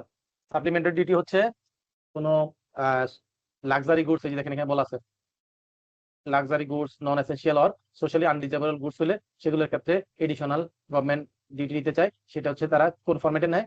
সাপ্লিমেন্টারি ডিউটি আকারে নেয়, রাইট? এবং এই সাপ্লিমেন্টারি ডিউটির ক্ষেত্রে আমরা কয়েকটা শিখেছিলাম। সাপ্লিমেন্টারি ডিউটি যে কোনো গুডস বা সার্ভিসের ক্ষেত্রে শুধুমাত্র একটা স্টেজে হবে, রাইট? আর যেই গুডসটা জিরো রেটেড এক্সপোর্ট, সেটার ক্ষেত্রে এসডি হবে না। এক্সপোর্টের ক্ষেত্রে কি হবে না, এসডি হবে না। এখানে বলছে যে এই এসডি পেমেন্ট করার জন্য লায়াবল কে, এটা হচ্ছে ইম্পোর্টের ক্ষেত্রে ইম্পোর্টার, সাপ্লাই ক্ষেত্রে সাপ্লাইয়ের ভ্যাটের মতো, এবং অন্যান্য ক্ষেত্রে সাপ্লায়ার এটার জন্য লায়াবল। এসডি পেবল কখন হবে, ওই ভ্যাটের মতো একই স্টাইলে এসডিটা সেকেন্ড শিডিউল অনুযায়ী পেবল হবে, এটা রেটটা এখানে দেওয়া আছে, এবং এটা arrive by multiplying the dutiable goods for. এখানে আমরা কি এসডি করতে, এসডি কি হয়, এসডিটা হচ্ছে গিয়ে আমরা সেকেন্ড শিডিউলে যে রেট আছে সেই রেট অনুযায়ী এসডিটা অ্যাপ্লিকেবল হয়। এবং এসডিটা ইম্পোর্ট স্টেজে কি হয়, আমরা ক্যালকুলেশন শিখছিলাম গত ক্লাসে, ম্যাথ মনে আছে স্যার? এসডি কিভাবে ক্যালকুলেশন হয় ইম্পোর্ট স্টেজে, অ্যাসেসেবল ভ্যালু প্লাস সিডি আরডি, এই তিনটে যোগফলের উপর এসডি ক্যালকুলেশন হয়, রাইট? জি স্যার। ওকে। এছাড়া অন্য ক্ষেত্রে কি হয়, একটু আগেও করছিলাম যে কোন একটা গুডসের ক্ষেত্রে প্রথমে এসডি ক্যালকুলেশন হবে, এসডির উপর ভ্যাট ক্যালকুলেশন হবে। এখন যদি আপনার কাছে কনসিডারেশন থাকে, তার মানে এসডি ভ্যাট সহ মূল্য থাকে, সে 1 লক্ষ টাকা যদি এসডি ভ্যাট সহ মূল্য থাকে, আর এটার ভিতরে 20% এসডি থাকে, 15% ভ্যাট থাকে, তাহলে আমরা এসডিটা কিভাবে বের করবো? প্রথমে আমরা ভ্যাটটা বাদ দিব, তাহলে কি করবো, তাহলে ভ্যাটটা বাদ দিয়ে 100 টাকা ডিভাইডেড বাই 115 গুণন 15, তাহলে ভ্যাট মাইনাস করলে যেটা হবে সেটা থেকে Right? এসডি সেটার থেকে আবার ওই ব্যাক ক্যালকুলেশন করে এসডি বের করবো। এখানে ওই ফরম্যাটে দিচ্ছে, দেখেন এই total consideration of supply 1 minus, এই যে দেখেন এটা হচ্ছে 100 টাকা, 100 টাকা থেকে এই যে ভ্যাটটা মাইনাস করছে, ঠিক আছে, একটু ভ্যাট মাইনাস করার পর যেটা হয়েছে সেটা থেকে আবার কি বাদ দিছে, এসডি বাদ দিছে। এইভাবে হচ্ছে এসডি ক্যালকুলেশন হয়, রাইট? আর এখানে এক্সেপশন হচ্ছে ব্যতিক্রম, এসডি ক্যালকুলেশনের ক্ষেত্রে একটু ব্যতিক্রম হচ্ছে যখন আমরা কি করি, ওই টোবাকো অথবা অ্যালকোহল জাতীয় দ্রব্য যেগুলো এমআরপি, এগুলোর ক্ষেত্রে ম্যাক্সিমাম রিটেল প্রাইস উল্লেখ থাকে। মনে করেন কোন একটা সিগারেটের গায়ে যদি 1000 টাকা লেখা থাকে, কত লেখা থাকে, এক বক্স সিগারেটের গায়ে, এক প্যাকেট সিগারেটের গায়ে যদি এমআরপি 1000 টাকা লেখা থাকে, আর এটা যদি এসডি 20% হয়, ভ্যাট 15% হয়, তাহলে আমরা এটার ভ্যাট কত টাকা আসবে আর এসডি কত আসবে কে বলতে পারবেন? এমআরপি দেওয়া আছে 1000 টাকার সিগারেটের, সে আর 15% ভ্যাট আছে, এটা এটার উপর 15% ভ্যাট হয়, এটার উপর 20% ভ্যাট হয়, তাহলে এখানে আপনার ভ্যাট কত টাকা আর এসডি কত টাকা কে বলতে পারবেন?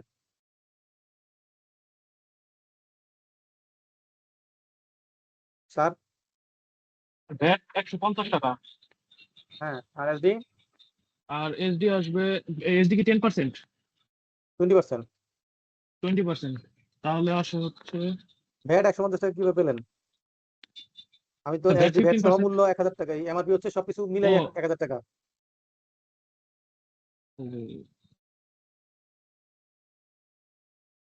স্যার এমআরপি 1000 হলো, এখান থেকে ভ্যাট মাইনাস করে তারপর কি এসডি ধরবো? আমি তো আপনাকে জিজ্ঞেস করছি ভ্যাট কত হবে, এসডি কত হবে স্যার? ক্যালকুলেশন করব, ব্যাটটা ক্যালকুলেশন করে ওই অ্যামাউন্ট থেকে বাদ দিব, বাদ দেওয়ার পরে যে অ্যামাউন্টটা থাকে ওইটার উপরে এসডি ক্যালকুলেশন করব 20%। রাইট, এরকম না নরমালি স্যার? এটাই হওয়ার কথা, কিন্তু এটা হবে না। নরমালি এটাই হওয়ার কথা, কিন্তু এটা হবে না, কারণ এটা ব্যতিক্রম। এটা কি ব্যতিক্রম? টোবাকো আর অ্যালকোহলের ক্ষেত্রে ব্যতিক্রম। কার ক্ষেত্রে ব্যতিক্রম? টোবাকো আর অ্যালকোহল। হ্যাঁ, টোবাকো জাতীয় প্রোডাক্ট আর অ্যালকোহল জাতীয় প্রোডাক্টের ক্ষেত্রে ব্যতিক্রম। এমআরপি যেটা দেওয়া থাকবে, এমআরপি যা দেওয়া থাকবে সরাসরি তার উপর পার্সেন্টেজ। তাহলে এমআরপি দেওয়া আছে 1000, এটার উপর 15% দিলে ভ্যাট আসবে, এটার উপর 20% দিলে এসডি আসবে। এখানে কোনো ওই মাইনাস করে প্লাস করে কোনো কাহিনী নাই। কথা কি বুঝতে পারছি স্যার? জি স্যার। এটা ব্যতিক্রম, পরীক্ষার জন্য মনে রাখতে হবে যে টোবাকো এবং অ্যালকোহল জাতীয় প্রোডাক্টের ক্ষেত্রে যে এমআরপি থাকবে, সেই এমআরপির উপর সরাসরি ভ্যাটের পার্সেন্টেজ, সরাসরি এসডি পার্সেন্টেজ। Clear sir? জি স্যার। তারপর এখানে কিছু এসডি ইম্পোর্টেড কিছু গুডস এর নাম উল্লেখ করা আছে, এগুলা নরমালি আসে না, তারপরও দেওয়া আপনাদের যে এখান থেকে যে এটা আসতে পারে যে কোন একটা সার্ভিস, কোন সার্ভিসের উপর এসডি হয়, যেমন মোবাইল সিম, তাই না, টেলিফোন সার্ভিস এগুলোর ক্ষেত্রে হয়। এখানে কিছু এসডির একটা রেট দেওয়া আছে। এই দেখেন, এই যে আমি বলছিলাম একটু আগে, এই দেখেন সিগারেট, এই যে ম্যাক্সিমাম রিটেল প্রাইস, তাহলে ভ্যাট আইন অনুযায়ী ম্যাক্সিমাম রিটেল প্রাইস শুধুমাত্র টোবাকো আর অ্যালকোহলের ক্ষেত্রে। কার ক্ষেত্রে? টোবাকো আর অ্যালকোহলের ক্ষেত্রে। তাহলে আমরা যে বিভিন্ন প্রোডাক্টের গায়ে দোকানে গেলে এমআরপি লেখা দেখি, তাহলে এটা কিসের জন্য? এটা এই আপনার ভ্যাট আইন অনুযায়ী না, সেটা হচ্ছে ভোক্তা অধিকার আইন। কি ভোক্তা অধিকার আইন। তাহলে ভ্যাট আইনে এমআরপি বলতে এই দুটাকে বোঝায়, টোবাকো এবং অ্যালকোহল। কাকে বোঝায়? টোবাকো এবং অ্যালকোহল। এই টোবাকো এবং অ্যালকোহল জাতীয় প্রোডাক্টের ক্ষেত্রে সরাসরি পার্সেন্টেজ। তাহলে এসডি নরমালি আমাদের এক্সপেন্স, কিন্তু যদি এমন হয় যে যিনি ইম্পোর্ট করছেন এবং সেটা ব্যবহার করে নিয়ে এক্সপোর্ট করছেন, মানে আপনি পারচেজ করছেন এবার এটা ব্যবহার করে এক্সপোর্ট করতেছেন, তাহলে সেই এসডিটা কি হবে? এটা ডিউটি ড্রব্যাক হিসেবে পাওয়া যাবে, তাই না? ডিউটি ড্রব্যাক হিসেবে পাওয়া যাবে। তাহলে যারা এক্সপোর্টার তারা এক্সপোর্ট করার জন্য যেসব জিনিসপত্র কিনছেন সেগুলার এগেইনস্টে যদি কোনোটা এসডি দিয়ে থাকে, তাহলে সেই এসডিটা তারা কি করতে পারবে? রিপিট করতে হবে। মানে মনে করেন যিনি এক্সপোর্টার তিনি যদি ইম্পোর্ট করছেন, ইম্পোর্ট করার সময় যদি কোনো এসডি দিয়ে থাকেন, সেই এসডিটা তারা কি করতে পারবে? ড্রব্যাক নিতে পারবে। ড্রব্যাকটাকে বলে ডিউটি ড্রব্যাক, ড্যাডো, ডিউটি এক্সেম্পশন ড্রব্যাক। এটা একটা অফিস ড্যাডো, সেটা হচ্ছে অফিস বাংলাদেশে একটাই আছে, এটা হলো সেগুনবাগিচায় তুপখানা রোডে। এখানে আপনাকে কি করতে হবে? এক্সপোর্ট যেদিন, মানে যেদিন আপনি শিপমেন্ট করছেন, জাহাজে তুলে দিচ্ছেন, সেই দিন থেকে যে লোডেড অন শিপ, যেদিন আপনি, তার মানে বিল অফ লেডিং এর ডেট, বিল অফ লেডিং এর ডেট থেকে 6 মান্থের মধ্যে আপনাকে 7.1 এর মাধ্যমে অ্যাপ্লাই করে আপনি কি করতে পারবেন? ড্রব্যাক নিতে পারবেন। আপনি ফেরত ডিক্রিজিং অ্যাডজাস্টমেন্ট নিতে পারবেন, ড্রব্যাক নিতে পারবেন, ঠিক আছে? এই জিনিসগুলো এখানে আছে এসডির। এসডি ইম্পোর্ট স্টেজ তো আমরা জানি, ইম্পোর্ট স্টেজে কি করে? যখন কাস্টমস কাজ করে তখন কাস্টমস এই অন্যান্য ডিউটির পাশাপাশি এসডিটাও কালেকশন করে। এইটুকু পর্যন্ত আজকে আমরা শিখবো। আগামী ক্লাসে আমরা ওই নেট পেয়েবল ভ্যাট, তারপর হচ্ছে গিয়ে ইনপুট ট্যাক্স রিবেট, এগুলো শিখবো। এর পরবর্তী ক্লাসে আমরা চলে যাব কোথায়? ভ্যাটের বুকস অফ অ্যাকাউন্টস, এগুলো আমরা দেখবো। তাহলে আমাদের আজকের পর্যন্ত যা যা আলোচনা হয়েছে এগুলো কি কোথাও কারো বুঝতে কোনো অসুবিধা আছে স্যার? এই জায়গাটা আমি বুঝি নাই। এখন একটা জিনিস খেয়াল করতে হবে, আমরা যে গত 2টা ক্লাস করেছি এবং আজকে করছি, এটাতে আপনাদের প্রায় 36 বা 37 পেজের মতো পড়া কমপ্লিট। আমাদেরকে 60 পেজ হচ্ছে আমাদের সিলেবাস। বাকিটা আমরা আগামী 2টা সেশনে ইনশাআল্লাহ শেষ হয়ে যাবে। দেন তার পরবর্তী ক্লাসে আমরা কাস্টমস একটা পড়বো। তো এই যে আজকে পর্যন্ত যা পড়াশোনা হয়েছে, ম্যানুয়ালটা ধরে সবাই ভালোভাবে পড়াশোনা করবে, ডিভিশন দিবেন। কোথাও যদি কোনো সমস্যা থাকে নেক্সট ক্লাসে কোশ্চেন করবেন। কথা কি বুঝতে পারছি স্যার? জি স্যার। আর এই পড়ার সময় যেটা করতে হবে, এই যে ম্যাটেরিয়ালসটা এটা আমি আপনাদেরকে শেয়ার করে দিব, আমার যেগুলো হাইলাইট করা থাকলো এর বাইরে যেখানে হাইলাইট করা নাই, আপনারা গুরুত্বপূর্ণ জায়গাগুলো এরকম হাইলাইট করে নেবেন। পরীক্ষার সময় হাইলাইট করা জিনিস, তাহলে সেক্ষেত্রে আপনার পড়াশোনাটা সহজ হয়ে যাবে।